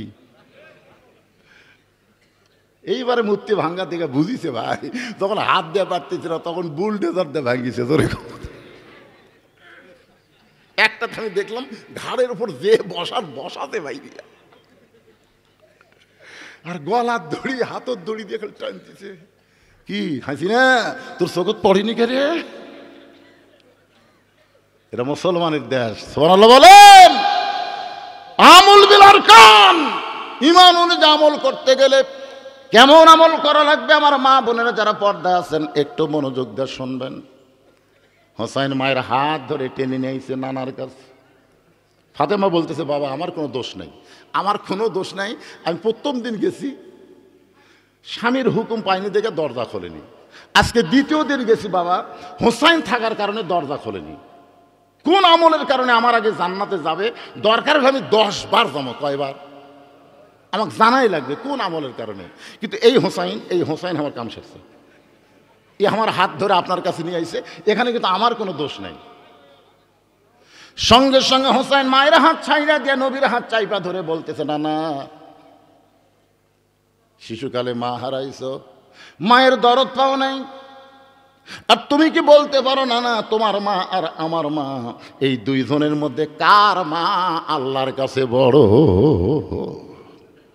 তুমি কি বলতে পারো না না? 6 বছর বয়সে তুমি মা হারাইছো, ঠিক মতো মায়ের আদরও পাওনি। আর আমার মাকে তুমি পাঠাইছো একটা কাঠুরের বউ জামিলার ঘরের দরজায়। ও না না, কোন আমলের কারণে কাঠুরের বউ আমার মায়ের আগে জান্নাতে যাবে, এটা না বলা পর্যন্ত আমি তোমার হাত ছাড়ব। এই বলে এমন ভাবে হাত ধরছে। আল্লাহ নবী তখন ডাক দিচ্ছে, আলী রে, কে রে আলী? হয়তো আলীও চুম করছে, কে রে আমাকে এভাবে নবী ডাকতেছে কেন? ঘরের মধ্যে দিয়ে যায়, বলে আসসালামু আলাইকুম ইয়া রাসূলুল্লাহ। রাসূল বললেন, রাসূল বাত, নবী বাত, আমি নানা, এটা আমার লাতি, তুই আমার জামাই, ওটা আমার মেয়ে। কে ঘরের মধ্যে কিসের নবী রে? সুবহানাল্লাহ। নবী যখন দরজা জানলা বন্ধ করছে, মা আয়েশা থরথর করে কাঁপতেছে। রাসূল বলে, আয়েশা কাঁপো কেন? বলে, আপনার জুতার পরশে আল্লাহর আরশ ধন্য হয়ে গেছে হুজুর, আপনার ঘরে আমার ভয় লাগতেছে। আল্লাহ রাসূল বলে, আয়েশা যতক্ষণ দরজা জানলা বন্ধ ছিল ততক্ষণ আমি নবী ছিলাম, এখন দরজা জানলা বন্ধ করছি, আমি নবী? আয়েশা বলে, হুজুর আপনি কি? বলে, আমি স্বামী, তুমি আমার বউ, তাড়াতাড়ি আসো। বুকের মধ্যে একটা চাপা মারি। সুবহানাল্লাহ লাগে। মা আয়েশাকে বুকের মধ্যে নিয়ে তখন রাসূল চাপা মারছে, আল্লাহ কয় জিবরাইল, নবী নয় স্বামী তার বউকে আদর করা দেখে আমি আল্লাহর আরশ পর্যন্ত আনন্দিত হয়ে গেছে। ধরে কান সুবহানাল্লাহ। আলী কোন আমলের কারণে কাঠুরের বউ ফাতেমার আগে জান্নাতে যাবে সেটা একটু তুই বলে দে। আনা মাদিনাতুল ইলমি ওয়া আলিও বাবুহা, আমি হচ্ছি এলেমের শহর, আলী হচ্ছে তার দরওয়াজা। আলী বলতে যে হুজুর আপনি কিন্তু নিষেধ করছিলেন, হুজুর আপনি কিন্তু নিষেধ করছিলেন। আল্লাহ নবী বললেন তোর বেটা যেইভাবে আমার হাত চাইবা ধরছে আজকে বলার হুকুম দিয়ে দিলাম। ফাতেমা উঠে গিয়া স্বামীর কাছে বলতে, স্বামী গো, আমার আগে কাঠুরের বউ জামিলা জান্নাতে যাবে, এটা যদি আপনি জানেন তাহলে আমাকে কেন বলেন নাই? আলী বলতেছে আপনার বাবা আল্লাহর নবী আমাকে নিষেধ করেছিল, আজকে যখন বলার হুকুম দিল তাহলে শোনো। ও ফাতেমা, কোন আমলের কারণে ওই কাঠুরের বউ তোমার আগে জান্নাতে যাবে এইটা যদি তুমি শুনবার চাও তাহলে তোমাকে ধৈর্য ধরে শোনা লাগবে। কারণ এক মেয়ের কাছে আর এক মেয়ের তারিফ করলে মেয়ে মানুষের ধৈর্য বাড়ে না কমে? কথা কয় না? কোনোদিন করেননি? আমি তো কোনো মেয়ে মানুষের করিনি, আমি বেহেশতের হুরের করছি। আর বউকে বলতেছি বেহেশতের হুরের চোখ হবে এইরকম, নাক এরকম হবে, কারণ চোখত থাকা নাকত গেছি দেখে আমার বউ বালুস লিছে। কি কও? অন্য ঘর যাই, অন্য ঘর হুরের তারিফ করতেছি, বউ কয় অন্য ঘর যাই, হুর লিয়ে থাকেন আমার। আমি সেই দিন কান ধরে তওবা করছি, আল্লাহ রে, এই মেয়ে মানুষের কাছে অন্য কারো তারিফ করা যাবি না। তোর এখন কথা ঠিক কিনা? আলী বলতেছে ফাতেমা, কোন আমলের কারণে কাঠুরার বউ তোমার আগে জান্নাতে যাবে এইটা শুনতে গেলে তোমাকে ধৈর্য ধারণ করা লাগবে। ফাতেমা বলতেছেন ইন্নাল্লাহা মা'আস সাবিরিন, ধৈর্যশীলদের সঙ্গে কে আছে? আপনারা বসে থেকে ওরা দাঁড়িয়ে থেকে ধৈর্য ধারণ করছে। সুবহানাল্লাহ। ঘড়ির দিকে তাকায় দেখেন 1 ঘন্টার বেশি হয়ে গেছে। এই লম্বা সময় দাঁড়িয়ে থাকা যারা ধৈর্য ধারণ গ্রহণ করে আলোচনা শুনতেছেন একটু খেয়াল করবেন, ধৈর্যশীলদের সঙ্গে কে থাকে? আরো জোরে বলেন। আলী বলতেছেন ফাতেমা, তোমার কি মনে আছে একদিন দুপুর বেলায় তুমি আমার কাছে এসে কান্না শুরু করে দিলে? আলী বলে ফাতেমা কান্দো কেন? বলে হাসান হোসেন না খেয়ে ঘুমায় গেছে, চেতন পাইলি আমার কাছে খাবার চাবে। ওগো স্বামী, আমি তদন্ত করে দেখেছি আপনার পকেটে একটাও টাকা নাই, আমার ঘরেও কোনো খাবার নাই। আলী বলে ফাতেমা তাহলে বলো আমি কি করব? ফাতেমা বলে স্বামী গো, আমার এই ওন্নাটা আপনার হাতে দিয়ে দিলাম, এই ওন্না বিক্রি করে যেই টাকা হবে সেই টাকাতে হাসান হোসেনের জন্য খাবার আনবেন। আলী বলে ফাতেমা তোমার ওন্না জামার পকেটের মধ্যে নিয়ে আমি বাজারের মধ্যে ঘুরতেছিলাম, ওন্নাটা পকেট থেকে বের করার কোনো সাহস পাচ্ছিলাম না, কারণ ওন্না বের করে যদি বেচবার চাই আর কোনো খরিদ্দার যদি জিজ্ঞাসা করে আলী ভাই এই ওন্না টাকার, আমি যদি বলি আমার বইয়ের ওন্না, তাহলে পুরুষ মানুষ মাত্রই মনে করবে যখন কোনো বইয়ের জিনিস বেচা খায় সে হলো দুর্বল স্বামী। ও ফাতেমা তোমার ওন্নাটা পকেটের মধ্যে নিয়ে আমি বাজারের মধ্যে ঘুরতেছি, কিন্তু পকেট থেকে বের করার বিক্রি করার সাহস পাচ্ছিলাম না। এমন সময় এক খরিদ্দার আমাকে সালাম দেয়, বলে আলী ভাই আপনি মনে হয় কিছু বিক্রি করবেন। আলী চমকে গিয়ে বলে ফাতেমা রে, তোমার ওন্না আমার পকেটে আছে, আমিও জানি আল্লাহ ছাড়া আমি আর আল্লাহ ছাড়া কেউ জানে না, কিন্তু কেউ যখন বলতেছে আপনি মনে হয় কিছু বিক্রি করবেন, আমি পকেট থেকে তোমার ওন্না বের করলাম, দেখে লোকটা একটা ব্যাগ আমার সামনে মেলে ধরলো, ওই ব্যাগের মধ্যে তোমার ওন্না দিলাম, একটাবারও খরিদ্দার তোমার ওন্নার দিকে তাকাইলো না। ওই ব্যাগের মাথা ধরে আমাকে 6টা দিরহাম দিয়ে খরিদ্দার যখন চলে গেল, ও ফাতেমা 6টা দিরহাম নিয়ে আমি আলী এক দৌড়ে খাবার দোকানে গিয়ে বললাম ভাই আমার হাসান হোসেন ক্ষুধার জ্বালায় কানতে কানতে ঘুমায় গেছে, ঘুম থেকে চেতন পাইলি খাবার চাবে, 6 দিরহামের সে খাবার হয়, আমাকে একটু টোপলা বাঁধে দাও।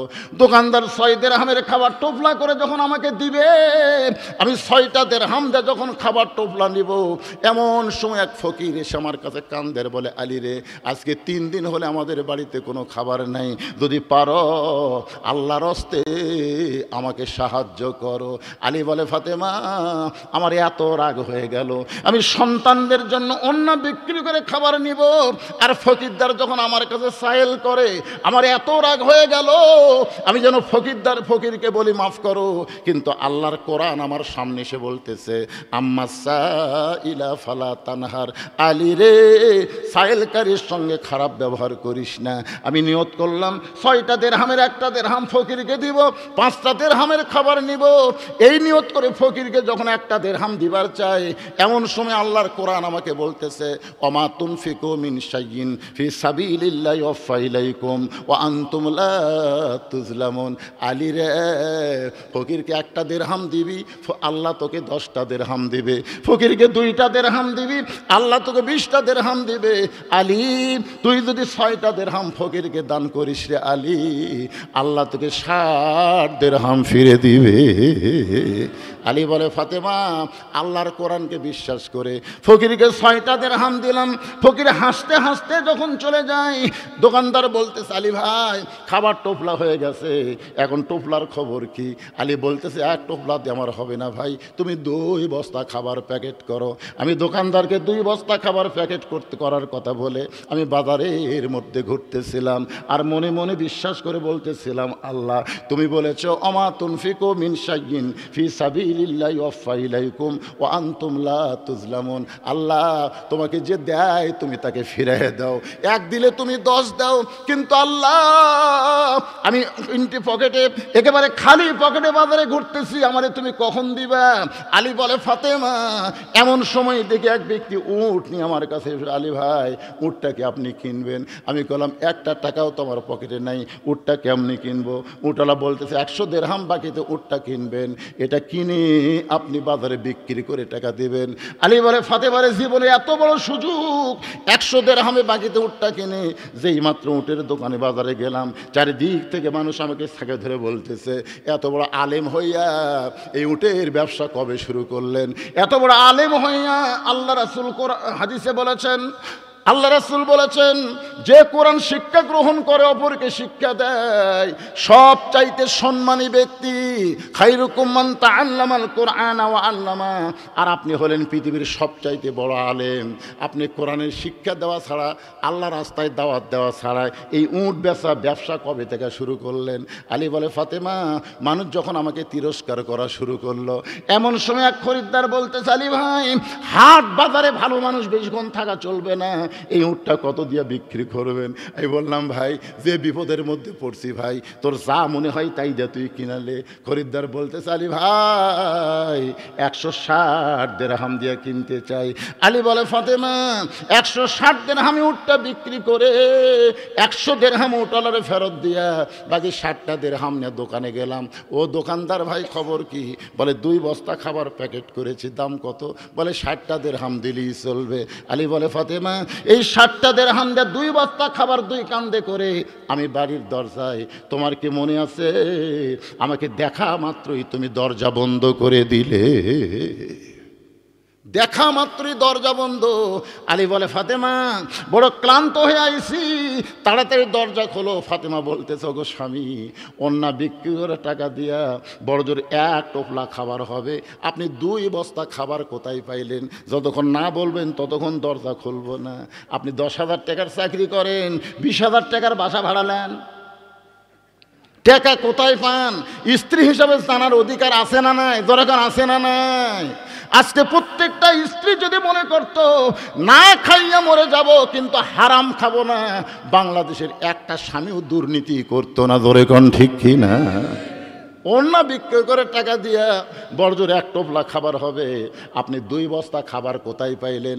আলী বলতেছে ফাতেমা খালি দরজা খুলে দাও, ভিতরে গিয়েই তোমাকে বলতেছি। ফাতেমা বলতেছে আগে বলেন তারপরে দরজা খুলবো, দরকার হলে আমার হাসান হোসেন না খায়া মরবে, কিন্তু আপনার ওই 2 বস্তা আমারও দরকার লাগবে না।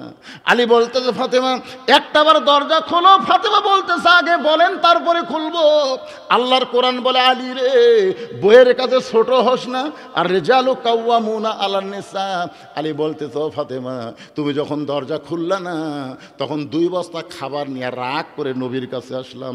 নবী তখন বসেছিলেন। বসা নবী উঠে এসে আমাকে বললেন, আলী দে দে, তুই বড় ক্লান্ত হয়ে গেছিস, তোর কাঁধের বস্তা আমি নামায় দেই। আল্লাহর নবী 2 বস্তা আমার কাঁধ থেকে নামায় নিয়ে আমার কপালে একটা চুমা খাইলেন। আমি খুশি না হওয়াতে নবী বললেন, আলী তোর কাঁধ থেকে বস্তা নামায় নিয়ে তোর কপালে চুমা দিলাম, এরপরেও তুই কেন খুশি না? আমি বললাম, নবী গো, আপনি ভালো, কিন্তু আপনার মেয়ে তো ভালো না। আপনি আমার কপালে চুমা দিয়া কাঁধ থেকে বস্তা নামায় নিলেন, কিন্তু আপনার মেয়ে বাড়ির দরজা খুললো না। রাসূল বলে, আলী ফাতেমা যদি দরজা খুলতো তাহলে তুই আমার কাছে আসতি। আলী বলতে, হুজুর দরজা খুললে আবার কেমনে আসবো? রাসূল বলে, আলী রে, ফাতেমা দরজা না খোলার পেছনে কারণ হলো তোর কাছে যেই খরিদ্দার ওন্না কিনেছে। তুই কি বলতে পারিস আলী কে ওন্না কিনেছে? আলী বলতেছে, ইয়া রাসূলুল্লাহ আমি জানি না। রাসূল বলে, আলী তুই কি বলতে পারিস কোন ফকির তোর কাছে ভিক্ষা চাইছে? আলী বলতেছে, ইয়া রাসূলুল্লাহ আমি জানি না। নবী বলে, আলী রে, কে তোর কাছে উট বিক্রি করলো আর কে তোর কাছ থেকে উট কিনলো তুই কি বলতে পারিস? আলী বলতে, রাসূলুল্লাহ আমি তো কিছুই জানি না। রাসূল বলে, আলী রে, ফাতেমা দরজা না খোলার পিছনে কারণ হলো তুই রাগ করে আমার কাছে আসবি, আর এই 4টি বিষয় আমি নবী তোরে জানায়া দিব। লিল্লাহি তাকবীর। কে তোর কাছ থেকে অন্য কিনলো জানার দরকার আছে না নাই? কোন ফকির তোর কাছে ভিক্ষা নিল, কে তোর কাছে উট বিক্রি করলো, কে আবার খরিদ্দার হয়ে উটটা নিল, তুই যদি শুনতে আসিস আলী তাহলে ধৈর্য নিয়ে আমার সামনে বস। ফাতেমা বলতেছে, জামিলা আমার আগে জান্নাতে কেমনে যাবে সে ওয়াজ বাদ দে, এটা কি ওয়াজ শুরু করছেন? আলী বলতেছে, এই জন্যই তো বললাম ধৈর্য ধরা লাগবে। আমার মায়েরা যারা পর্দার অন্তর আছেন, পুরুষের 1 নম্বর হলো নামাজ, আর নারীদের 1 নম্বর হলো পর্দা। এই 4টা কথা আমি আপনাদের বলবো, অসুবিধা আছে ভাইজান? এখন 2 নম্বর আলোচনা হলো আত্তাকুল্লাহ, ভয় করতে হবে আল্লাহর। আর আল্লাহর ভয় যদি করতে চাই, ওয়াকুনু মা'আস সাদিকিন। আল্লাহু আকবার বলেন। কি বিরক্ত হচ্ছেন? নড়াচড়া করবেন। ঘড়ির দিকে তাকায় দেখেন রাত 11টা 20 বাজতেছে। না না, কয়টা পর্যন্ত ওয়াজ হবে সেটা তো পরের কথা।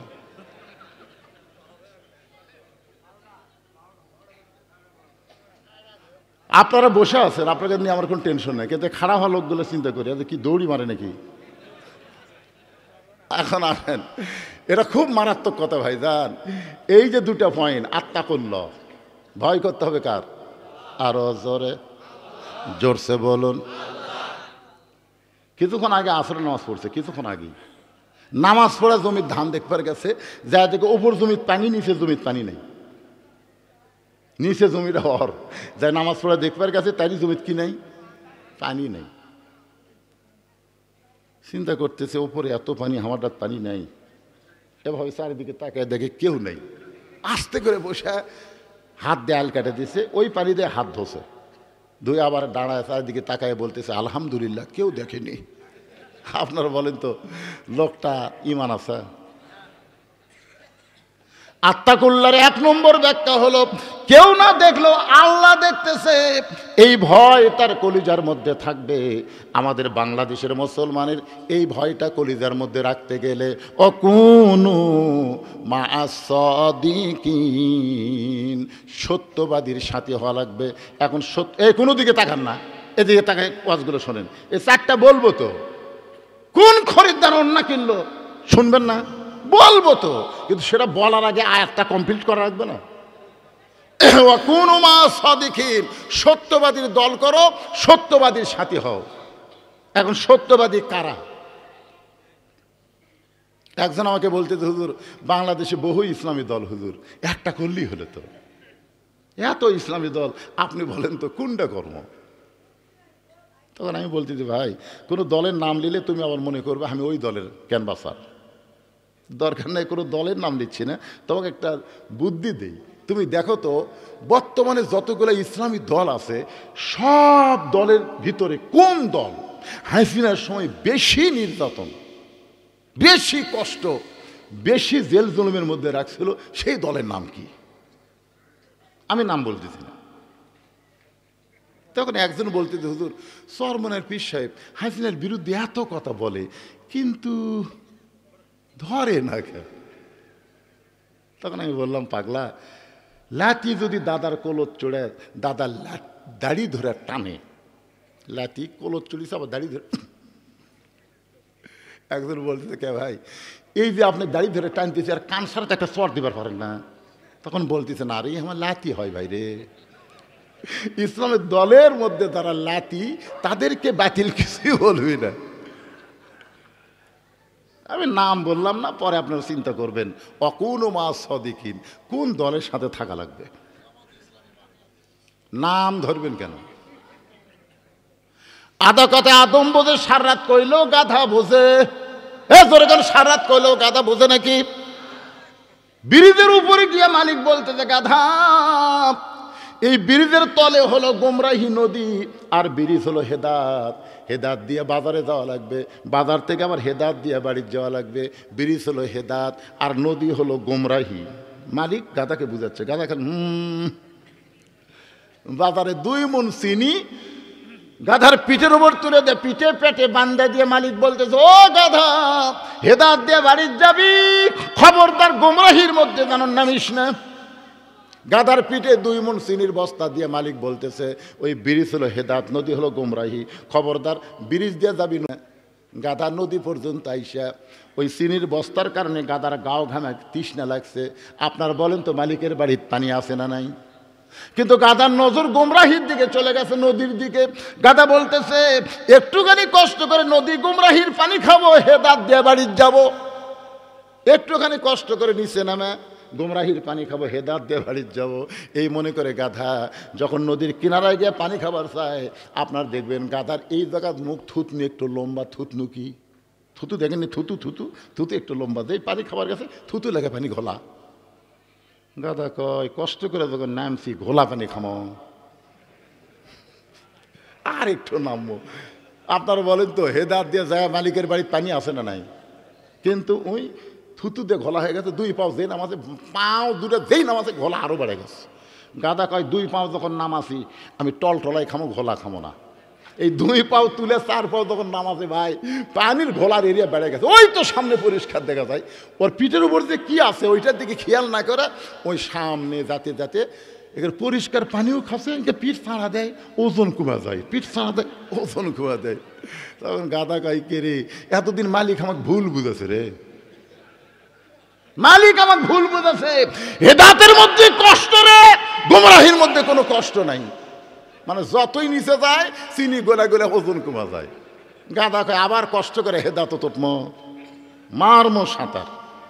একেবারে সাঁতার মারছে, নদী পার হয়ে গেছে, বস্তা আছে চিনি নাই, বস্তা আছে কি নাই। গাধা বাড়িতে গেছে, মালিক যায় দেখে, আরে গাধার বস্তা আছে চিনি নাই। এত ওয়াজ করলাম গাধা বুঝাবার পারলাম না। পরের দিন আবার যাওয়ার সময় বলতেছে, এই গাধা এই ব্রিজ হলো হেদাত, নদী হলো গোমরাহি, খবরদার নদীর মধ্যে নামবি না, ব্রিজ দিয়ে যাবি, বাড়িতে সব খাবার পাবি। গাধা খালি মনে মনে কয়, তুই যতই ওয়াজ কর কার মধ্যে শান্তি আমার জানা আছে। মালিক কিন্তু গাধার মনের খবর জানে। 2 মণ তুলে পিঠের ওপর বস্তা করে দিয়েছে। 2 মণ তুলে, জোরে কোন কয় মণ?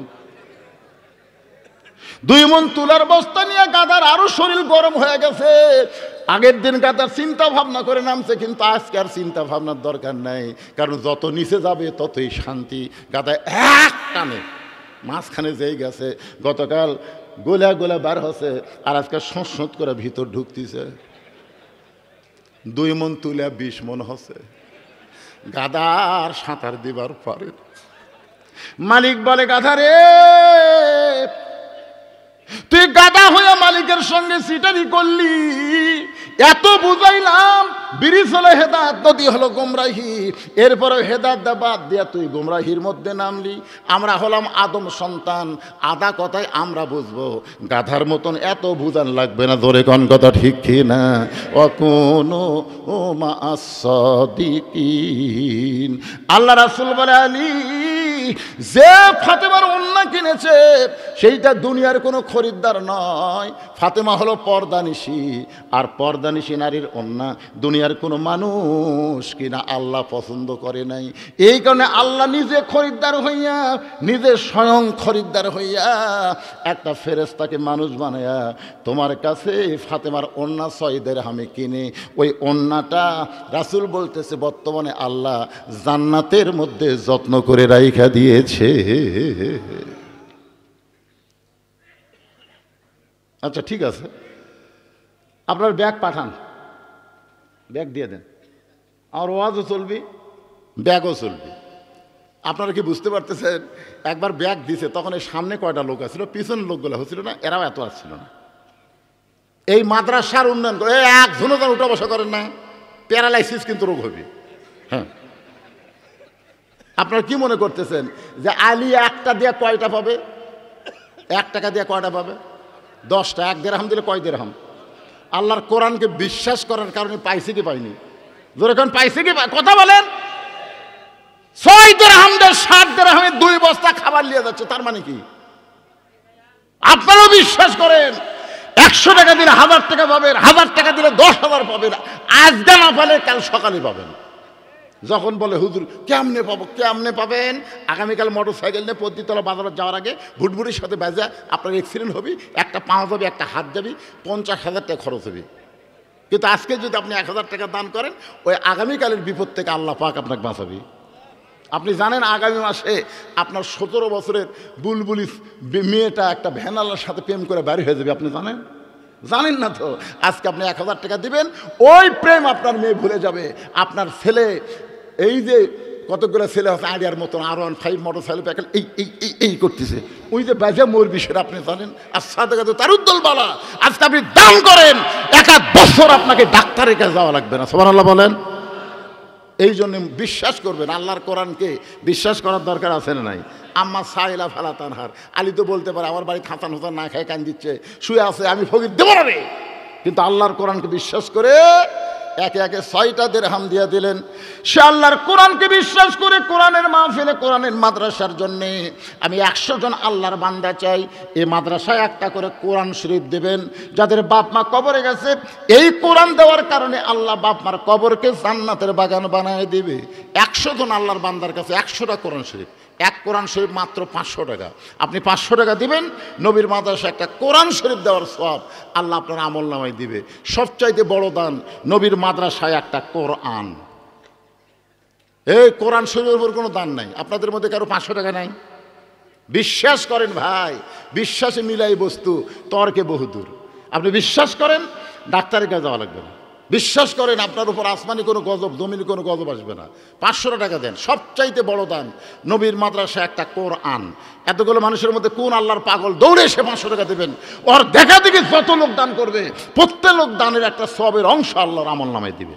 কারণ প্রথম যে দেয় ফাতেমার ওন্না দুনিয়ার কোনো মানুষ লাড়াচাড়া করুক, ব্যবহার করুক, এটা আল্লাহ চাইনি বলে একটা ফেরেশতাকে মানুষরূপী খরিদ্দার বানায়া তোমার কাছ থেকে 6টা দিরহাম দিয়া আল্লাহ ওন্না কিনে বর্তমানে সেই ওন্না জান্নাতে আল্লাহ যত্ন করে রেখেছে। সুবহানাল্লাহ খান। আলী, যেই ফকির তোমার কাছে ভিক্ষা চাইছে, এইটা দুনিয়ার কোনো মানুষ না। ওই যে ফেরেশতা ওন্না দিয়া যখন আল্লাহর কাছে দেয়, আল্লাহ যখন ফাতেমার ওন্না জান্নাতে রাখে, তখন আল্লাহ বলে ফেরেশতা তোর কাজ কিন্তু শেষ হয় নাই। ফেরেশতা বলে আল্লাহ আবার কি কাজ দিবেন? আল্লাহ বলে মানবরূপী হইয়া ফকির হইয়া আলীর কাছে যা, আলী হাসান হোসেনের জন্য খাবার কিনতেছে, আমি আল্লাহ হাসান হোসেনের খাবার কিনা আর ভিক্ষা দেওয়া, এই দুইটার মধ্যে লিয়াবলুয়াকুম আইয়ুকুম আহসানু আমালা, আমি আল্লাহ পরীক্ষা করব আল্লাহ আলী কোরআনকে বেশি ভালোবাসে না হাসান হোসেনকে বেশি ভালোবাসে। আজকে পরীক্ষা হবে আলীর জন্যে, কোন আমল আলীর কাছে পছন্দ হয়। আল্লাহর নবী বলেন আলী রে, ওই ফেরেশতাকে আল্লাহ ফকির বানায় তোমার কাছে পাঠিয়ে দিল। তুমি আল্লাহর কোরআনকে বিশ্বাস করে হাসান হোসেনের মুখের দিকে না তাকাইয়া ফকিরকে 6টা দিরহাম দান করার সঙ্গে সঙ্গে ওই ফেরেশতা কাঁদতে কাঁদতে যখন আল্লাহর কাছে 6টা দিরহাম জমা দেয়, আল্লাহ বলে, ফেরেশতা কান্দিস কেন? বলে, আল্লাহ আপনার মক্কর বোঝা বড় দায়, আপনি 6টা দিরহাম দিয়ে অন্য কিনলেন আর সেই 6টা দিরহাম আবার ফেরত আনলেন। আল্লাহ বলে, ফেরেশতা আলী বিশ্বাস করেছে একটা দিরহাম দিলে 10টা দিরহাম পাবে। যারে ফেরেশতা যা, যে উটের পিঠে চড়ে ফাতেমা জান্নাতে যাবে সেই উটটা আলীর কাছে 100 দিরহাম বাকিতে বিক্রি কর। আলী বলে, ফাতেমা ওই উটটা 100 দিরহামে ওই উটল আমার কাছে বিক্রি করে। নবী বলেছে, আল্লাহ নবী বলেন, আলী রে তুমি যখন 100 দিরহামে বাকিটা উটটা কিনে বাজারের মধ্যে বিক্রি করবার গেছো, চারিদিক থেকে মানুষ যখন তোমাকে নিয়ে তিরস্কার করতেছে, এত বড় আলেম হইয়া উটের বাজারে কেন ঘুরতেছে? ও আলী, তখন ওই ফেরেশতাকে আমি আল্লাহ খরিদ্দার বানায়া তোমাকে 100 দিরহাম 160 দিরহাম দিয়ে উটটা কেনার পরে ওই 100 দিরহাম উট আল্লাহরে দেয়া আর 60টা দিরহাম দিয়ে তুমি 2 বস্তা খাবার কিনলে। ফাতেমা বলে, স্বামী গো, আমার আগে কাঠুরের বউ জামিলা কেমনে জান্নাতে যাবে? এইটা না বলে আপনি কি ওয়াজ করেন? এই দানের ওয়াজ তো আমি শুনবার চাই না, আমি শুনবার চাই কাঠুরের বউ জামিলা আমার আগে জান্নাতে কেমনে যাবে, তার আমলটা কি? আলী বলতেছেন, ফাতেমা তাহলে শোনো, তুমি জান্নাতি নারীদের নেত্রী হওয়ার কারণে আল্লাহ তোমাকে হেঁটে হেঁটে জান্নাতে নিবে না, উটের পিঠে করে আল্লাহ তোমাকে জান্নাতে নিবে। কারণ তুমি হইলা সাইয়্যিদাতুন নিসাই আহলেল জান্নাহ, জান্নাতি নারীদের তুমি সর্দারিনী হওয়ার কারণে আল্লাহ তোমাকে উটের পিঠে করে জান্নাতে নিবে। উটটা চলতে চলতে ওই তো জান্নাতের দরজা দেখা যায়, আর মাত্র 100 ধাপ গেলেই জান্নাত পাওয়া যাবে, কিন্তু ওখানে উটটা ব্রেক করবে। ফেরেশতারা বলবে, আল্লাহ ফাতেমা যেই উটের পিঠে চড়ে জান্নাতে রওনা দিল, সেই উটটাতে ব্রেক করলে এখন করব কি? আল্লাহ বলে, ফেরেশতা উটটা যদি সহজে যাবার না চাই, উটটাকে টেনে টেনে জান্নাতে নিয়ে যাওয়া লাগবে। ফেরেশতা বলে, আল্লাহ উটের কি ধরে টানবে? উটের তো টানার মতন কিছুই নাই। আল্লাহ বলে, ফেরেশতা তাহলে শোনো, 6টা দিরহাম দিয়ে ফাতেমার ওড়না কিনে আমি জান্নাতের মধ্যে যত্ন করে রাইখা দিয়েছি, ওই ওড়নাটা নিয়ে আসা উটের গলায় বেঁধে দাও। আলী বলতেছেন, ফাতেমা তোমার ব্যবহৃত ওড়নাটা উটের গলায় বেঁধে দেওয়ার পরে এক মুড়া যখন নিচে ঝুলতে থাকবে, তখন ফেরেশতারা বলবে, আল্লাহ এখন উটটাকে কে টেনে টেনে জান্নাতে নিয়ে যাবে? ফেরেশতারা বলবে, আল্লাহ কে টেনে জান্নাতে নিয়ে যাবে? এমন সময় আল্লাহ বলবেন, জামিলা রে, কাঠুরার বিবি জামিলা, তোমার স্বামী সব সময় দোয়া করতো, যখনই 2টা হাত তুলতো তখনই বলতো, আল্লাহ আমার যে বউটা আমার হুকুম ছাড়া ফাতেমার জন্য দরজা খোলে না, আমার সেই বউটাকে তুমি সবার আগে জান্নাত দিও। আমার যে বউটা আমার হুকুম ছাড়া ফাতেমার দরজা খোলে না, আমি গরিব কাঠুরিয়া দুনিয়ার জীবনে তাকে ভালো ঘরে রাখতে পারি নাই, ভালো কাপড় দিবার পারি নাই, ভালো খাবার দিবার পারি নাই, আমি একটা হতভাগ্য স্বামী। এমন স্বামী ভক্ত বউ পাওয়ার পরে আমি খুশি হয়ে তোমার কাছে কান্দি, আল্লাহ আমার জামিলাকে তুমি সবার আগে জান্নাত দিও। আলী বলে, ফাতেমা আমি কোনোদিন সবার আগে তুমি জান্নাত পাও এই দোয়া আমি স্বামী করি নাই, কিন্তু কাঠুরা করার কারণে আল্লাহ স্বামীর দোয়া বইয়ের জন্য কবুল করে। আল্লাহ দোয়া কবুল করছে, এখন কাঠুরের বউ জামিলাকে কেমনে সাইয়্যিদাতুন নিসার আগে জান্নাত দিবে, কেমনে দিবে? আল্লাহ হিকমত করে বলবে, জামিলা আমার ফাতেমা জান্নাতে যাবে, উটটা যখন যাবার চায় না, তুমি ওড়নার নিচে ধরে উটটাকে টেনে টেনে জান্নাতে নিয়ে যাও। তুমি ফাতেমা মনে করবা আমি জান্নাতে যাচ্ছি, আমি জান্নাতে যাচ্ছি, কিন্তু আল্লাহর হিকমত হলো উটের পিঠ থেকে তোমার পা জান্নাতে পড়ার আগে ওই জামিলার পা জান্নাতে আগে যাবে। সঙ্গে সঙ্গে ফাতেমা বলে, আল্লাহ যেই মেয়েরা পর্দার মধ্যে থাকবে আর যেই মেয়েরা স্বামীর কথা মতো চলবে, ওই সকল মেয়েদেরকে ফাতেমা জামিলার সঙ্গে জান্নাত দিও। পুরুষের 1 নম্বর হলো নামাজ, আর নারীদের 1 নম্বর হলো পর্দা। আমার মা বোনদের জন্যে যে ওয়াজটা করলাম, এই 2টা যদি আমল করে, 1 নম্বর পর্দা, 2 নম্বর স্বামীর কথা মতো চলা, নামাজ আর রোজা মেয়েদের কোনো কষ্ট না। জোরে কোন ঠিক কিনা? অনেক মেয়ে আমাকে কয়, হুজুর সবে মেয়েরাদের কয় রোজা? আমি কইলাম, একটা মরদ আমার কোনোদিন কয়নি।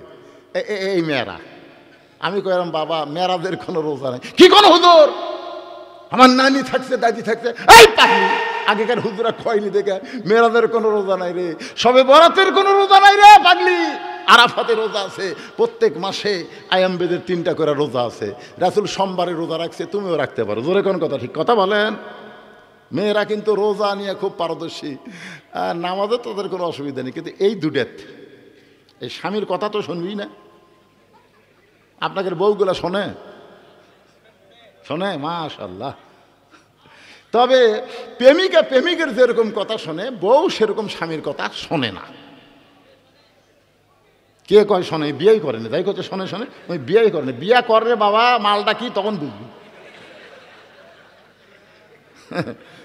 আমি এত বড় হুজুর, তারপর আমি নিজের চোখে দেখছি আমার বাপক দিছে বয়কা বিস্কুট, আমার শ্বশুরক 5 তরকারির ভাত, নিজের চোখে দেখা। শ্বশুর সোমবারে আসবে, বউ শনিবার থেকে আবার কান গরম করে। আমার বাপ কিন্তু দেশি মুরগি খায়, পাঠাশি মাছ খায়, ট্যাংরা খায়, দই খায়, মিষ্টি খায়, সব কিনে দিছি। আমার বউ সকাল থেকে সন্ধ্যা পর্যন্ত পাক করে যখন শ্বশুরের সামনে দিছে, বাবা শ্বশুর খাচ্ছে না, জোর করে দিচ্ছে, আব্বা আর এক টুকরা খান, আব্বা আর এক টুকরা খান আব্বা। আমি দূর থেকে দেখি আর আনন্দ পাই। মেয়েরা আসলেই বাপকে ভালোবাসে, বাপ খাবারই চায় না। আমার শ্বশুর একসময় রাগ করে কি বললো জানেন? এই জন্যই তোর কাছে আসবেন, এই জন্যই এত খাওয়া যায়। অথচ আমি নিজের চোখে দেখছি আমার বাবার সামনে 1 থালি বিস্কুট দিছে, বাবা বিস্কুট খায় আর এই লোক দেখারি। আমি দূর থেকে দেখলাম কে রে বিস্কুট খায়, দাঁত খিলাল করে, কারণ কি? আমি কাছে এসে সালাম দিলাম, আসসালামু আলাইকুম আব্বাকে। এই কিসের সালাম রে হুজুর, তুই ভালো বিস্কুট চোখে দেখিস না? যতবার তোর বাড়ি যাচ্ছি তোর বউ কি বিস্কুট দেয়, খালি দাঁতের মধ্যে বেঁচে যায়। আমি এক বিস্কুট লে চাপাই দেখি ভাই বিস্কুট ড্যাম হয়ে গেছে, ড্যাম। পিঁপড়া খায় না, আটশুলা ধরেনি, ওটা আমার বাপক দিস। আল্লাহর কোরআন আমার সামনে এসে বলতেছে, আল্লাযী খলাকাল মাউতা ওয়াল হায়াতা লিয়াবলুয়াকুম আইয়ুকুম আহসানু আমালান ওয়া হুয়াল আজিজুল গফুর। মাওলানা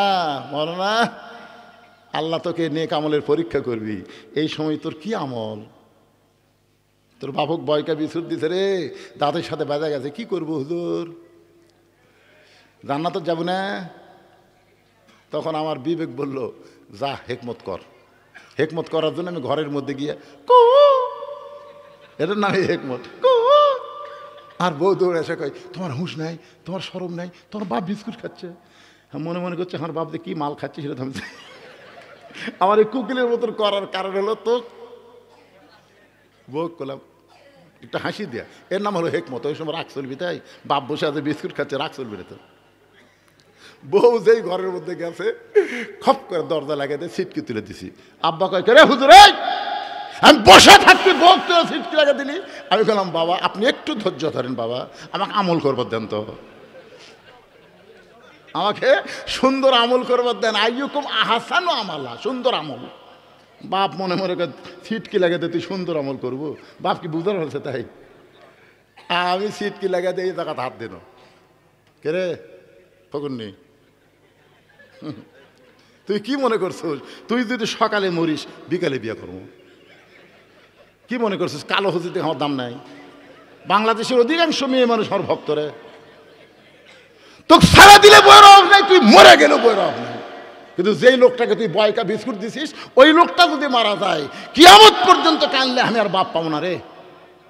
বউ পাওয়া যায় কিন্তু বাপ পাওয়া, এই কথা যেই কইছি বউর খপ করে পাঁও ধরে বলতেছে, আজ থেকে তোমার বাপ আমার বাপ, তোমার বাপ আমার বাপ, জিকির করা শুরু করলো। আমি আস্তে করে ছাড়িয়ে দরজা খুলে দেখলাম আব্বা নাই। আব্বা থাকে কয়েক বছর পর আব্বা বলতেছে, বাজান তুই যে দরজা লেগে কি আমল করছো বাবা, আল্লাহ ভালো জানে, কিন্তু তোর বউ আমার মাও হয়ে গেছে রে। বউ মা এখন যাওয়ার পরে আয় সবগুলো ভালো জিনিস আমার সামনে দে, তুই কি মন্ত্র পড়াছো বাবা? আমি আব্বা কইলাম না যে কি আমল করছে রে, কথা দেবে। অধিকাংশ বাংলার প্রত্যেকটা ঘরে বউ নিজের বাপ মাকে পছন্দ করে, শ্বশুরের বাপ মাকে দেখবার পারে না। ধরে এখন কথা ঠিক না কেন? আর বাপের গ্রামের ফকির আসলে কয় আমার গ্রাম সম্পর্কে চাচা হয়, ফকির বলে আর চাচা। আর শ্বশুরের ভাই যদি ডাকে, বৌমা কয় আপনাকে তো আমি চিনি না। ও তুই শ্বশুরের ভাই চিনিস না, তুই ফকির চিনিস? এরকম মেয়ে মানুষ আছে না নাই? জোরে কান আছে না নাই? আমার মা বোনদের জন্য তাই বললাম, মা যদি ভালো হয়, মায়ের পেট থেকে যে সন্তান আসবে এই সন্তান আল্লাহর ওলি হবে। আগামীতে আমরা ভালো মা বাংলার জমিনে চাই।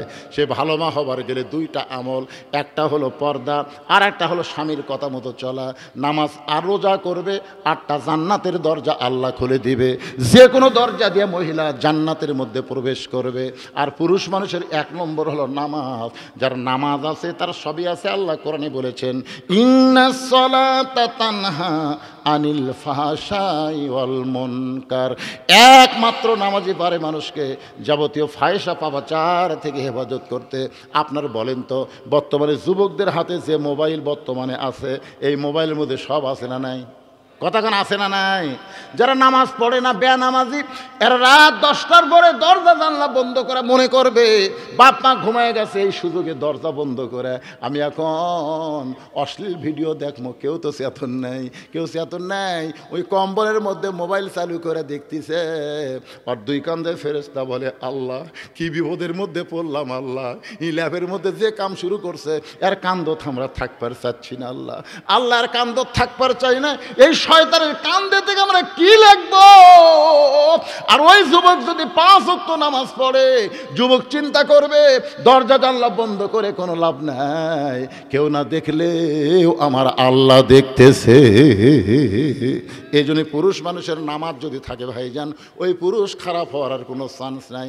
এই জন্যে কোরআনটা যখন বাংলাদেশ চলবে, আল্লাহর দল কুনু মা'আস সাদিকিন, এই সত্যবাদীদের যদি আপনারা ভোট দেন, তাহলে ক্ষমতায় যাওয়ার পরে 1 নম্বর দায়িত্ব হলো নামাজ কায়েমের বিল পাস করা। নামাজ কায়েম যদি বিল পাস হয়ে যায়, তাহলে দেখবেন বাংলাদেশের সমস্ত যুবক নামাজ পড়বে, সমস্ত যুবক আল্লাহওয়ালা হয়ে যাবে। এই মুহূর্তে আমার সঙ্গে বলেন, পুরুষ মানুষের 1 নম্বর আমল বিল আরকান, ঈমান অনুযায়ী 1 নম্বর আমলের নাম কি? আর নারীদের 1 নম্বর আমলের নাম কি? মাশাআল্লাহ, এই 2টা আমল 2 দলকে দিয়ে দিলাম। আল্লাহ তাআলা আমাদের ফজরের নামাজ জামাতের সঙ্গে আদায় করার তৌফিক দান করুক। সকলে বলে আমিন। জামাতের সঙ্গে পড়া লাগবে, কিন্তু ইচ্ছা মতো মারলে হবে না। 2 ওয়াক্ত নামাজ যদি জামাত ফেল করেন মুনাফিক হবেন। একটা হলো ঈশার নামাজ, একটা হলো ফজরের নামাজ, ঠিক আছে? এই জন্য আপনার নিয়ম ভালো করছেন। 10টার আগে আমাকে টেজে দিয়েছেন, 12টার আগে আলোচনা শেষ হবে। ইস্তেগফার পড়েন। সভাপতিকে আমি যাবার চাইছিল, বসে রাখছি যে হুজুর ভাইজান আপনাকে নিয়ে একটা মোনাজাত করব। উনি গেলেন না, আর আপনার উঠে যাচ্ছেন। তার মানে আগে যাওয়া মানে ব্যবসায়ী হয়ে যাওয়া, অ্যাক্সিডেন্ট হওয়ার ভয় থাকে। আপনাকে ছাত্রা, 5ই ছাত্রা চেনেন? ছাত্রা চেনেন? 3 দিন ব্যাপী তাফসির মাহফিল। আমি যখন মোনাজাতের কথা বললাম, ঠিক ওই সময় মোটর সাইকেল একটা শব্দ হলো। ওর আবার নাই, মনে হয় বাঁশি নেই। তো যাই হোক, আমি মনে মনে একটু হলাম যে এই মোনাজাতটা করে গেলে ছেলেটার কত ভালো হতো। তাই জান, কিছুক্ষণ পর খবর গেল ওই ছেলেটা অ্যাক্সিডেন্ট করে মারা গেছে। বুঝলেন? আপনি যে দৌড় মারতেছেন, আপনার একটা চিন্তা করা দরকার। মোনাজাত হচ্ছে মাথারে, যার মাথা নাই তার কিছুই নাই। আর দোয়া মুখলিবাত, দোয়া হচ্ছে মাথা সারাংশ। আমি কি 10 ঘন্টা ধরে দোয়া করবো? একটা সংক্ষিপ্ত দোয়া হবে ভাই। সবাই বসেন, ইস্তেগফার পড়েন। আস্তাগফিরুল্লাহ রব্বি মিন কুল্লি জামবি ওয়া তুবু ইলাই, আস্তাগফিরুল্লাহ রব্বি মিন কুল্লি জামবি ওয়া তুবু ইলাই, লা হাওলা ওয়ালা কুওয়াতা ইল্লা বিল্লাহিল আলিয়্যিল আযীম। আল্লাহুম্মা সাল্লি আলা মুহাম্মাদ, আল্লাহুম্মা বারিক আলা মুহাম্মাদ। মোনাজাতের পরে আমার লেখা একটা বই আছে, সুন্নাতের বাগান। এটা আমার মাদ্রাসার এতিমদের সৌজন্যে বিক্রি হয়। এই বই বেচারে একটা পয়সা খাওয়া আমার জন্য হারাম। আপনার যে বইটা নেবেন 50 টাকা হাদিয়া দিয়ে, এই 50 টাকা হাদিয়া এতিমদেরকে দান করার সব পাবেন, আর একটা বইও পাবেন, দানেরও সব, বিনিময়ে একটা সুন্নাতের বাগান বই পাবেন। এই টেজের ওপর সামান্য কয়টা বই থাকবে, এখানে বসে থাকবে ছেলে, আপনার নিয়ে যাবেন। এখন দোয়া হচ্ছে, দোয়া করে দিলে।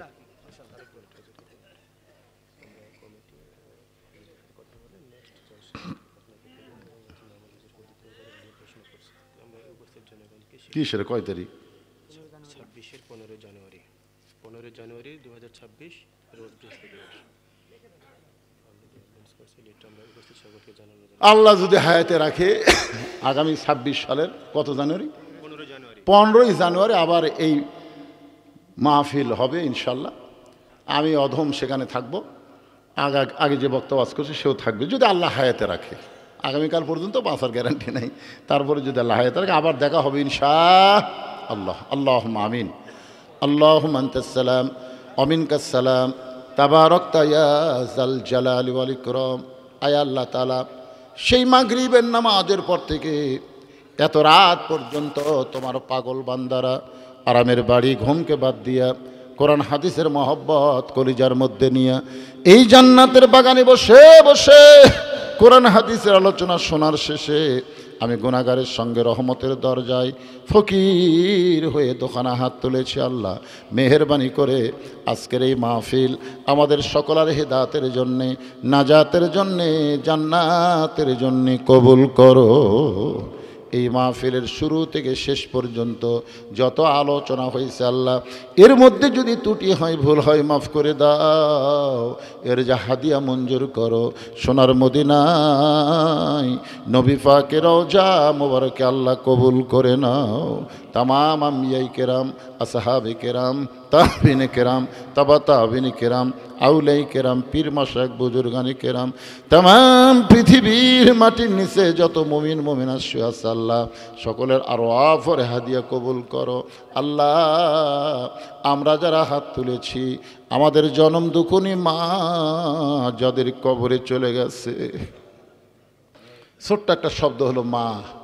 যাদের মা নাই তারা একটু চোখ বন্ধ করে দেখেন, মায়ের মতন আপন কেহ নাই রে দুনিয়ায়, মা জননী নাই রে যাহার এই দুনিয়ায় তাহার কেহ নাই, মায়ের মতন আপন কেহ নাই রে দুনিয়ায়।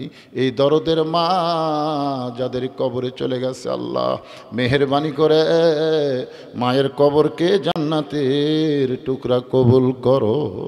বাবার বাড়ি ঘর সবই আছে, এতিম হইয়া আমরা এতিম হইনি বাজান, আমাদের চাচা আছে, মামা আছে, খালু আছে, কিন্তু আমার বাবা এতিম হয়ে কবরে চলে গেছে। আল্লাহ বাবার কবরকে জান্নাতের টুকরা কবুল করো। আমাদের দাদা দাদি, নানা নানি, আত্মীয় স্বজন, শ্বশুর শাশুড়ি যাদের কবরে গেছে আল্লাহ কবরবাসীদের মাফ করে দাও। এ মাদ্রাসাকে কিয়ামত পর্যন্ত কবুল করো। মাদ্রাসার জায়গা দিয়া, জমি দিয়া মাদ্রাসা নির্মাণ করে এখন পর্যন্ত যারা কবরে চলে গেছে আল্লাহ এ মাদ্রাসার ওসিলায় তাদের সকলের কবরকে জান্নাতের টুকরা বানায় দাও। এই মাদ্রাসায় সর্বাত্মক সাহায্যকারী যারা আজকেও নগদে বাকিতে যারা দান করেছে আল্লাহ সকলের দানগুলোকে জান্নাতের বিনিময় হিসেবে কবুল করো।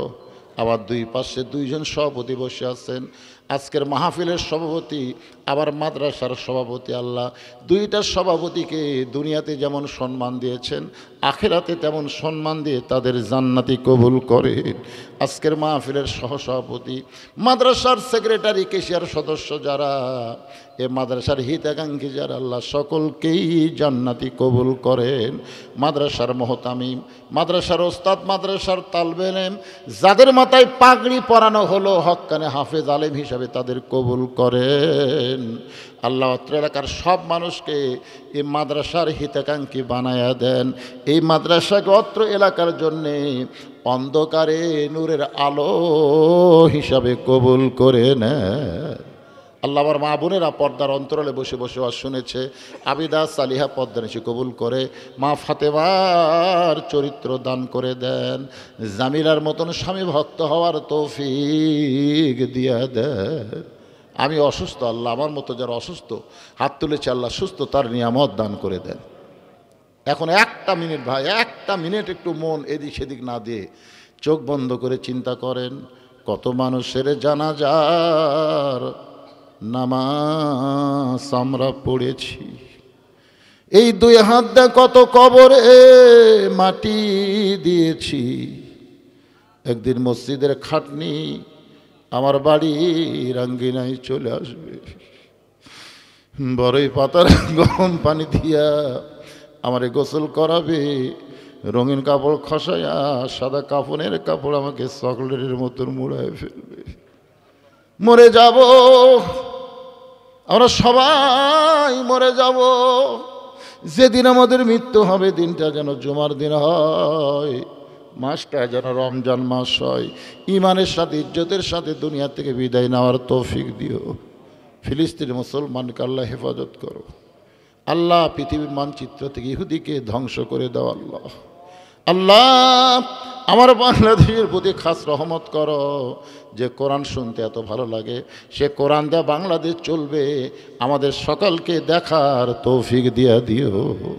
সুবহান রাব্বিকা রাব্বিল ইজ্জাতি আম্মা ইয়াসিফুন ওয়া সালামুন আলাল মুরসালিন আলহামদুলিল্লাহ।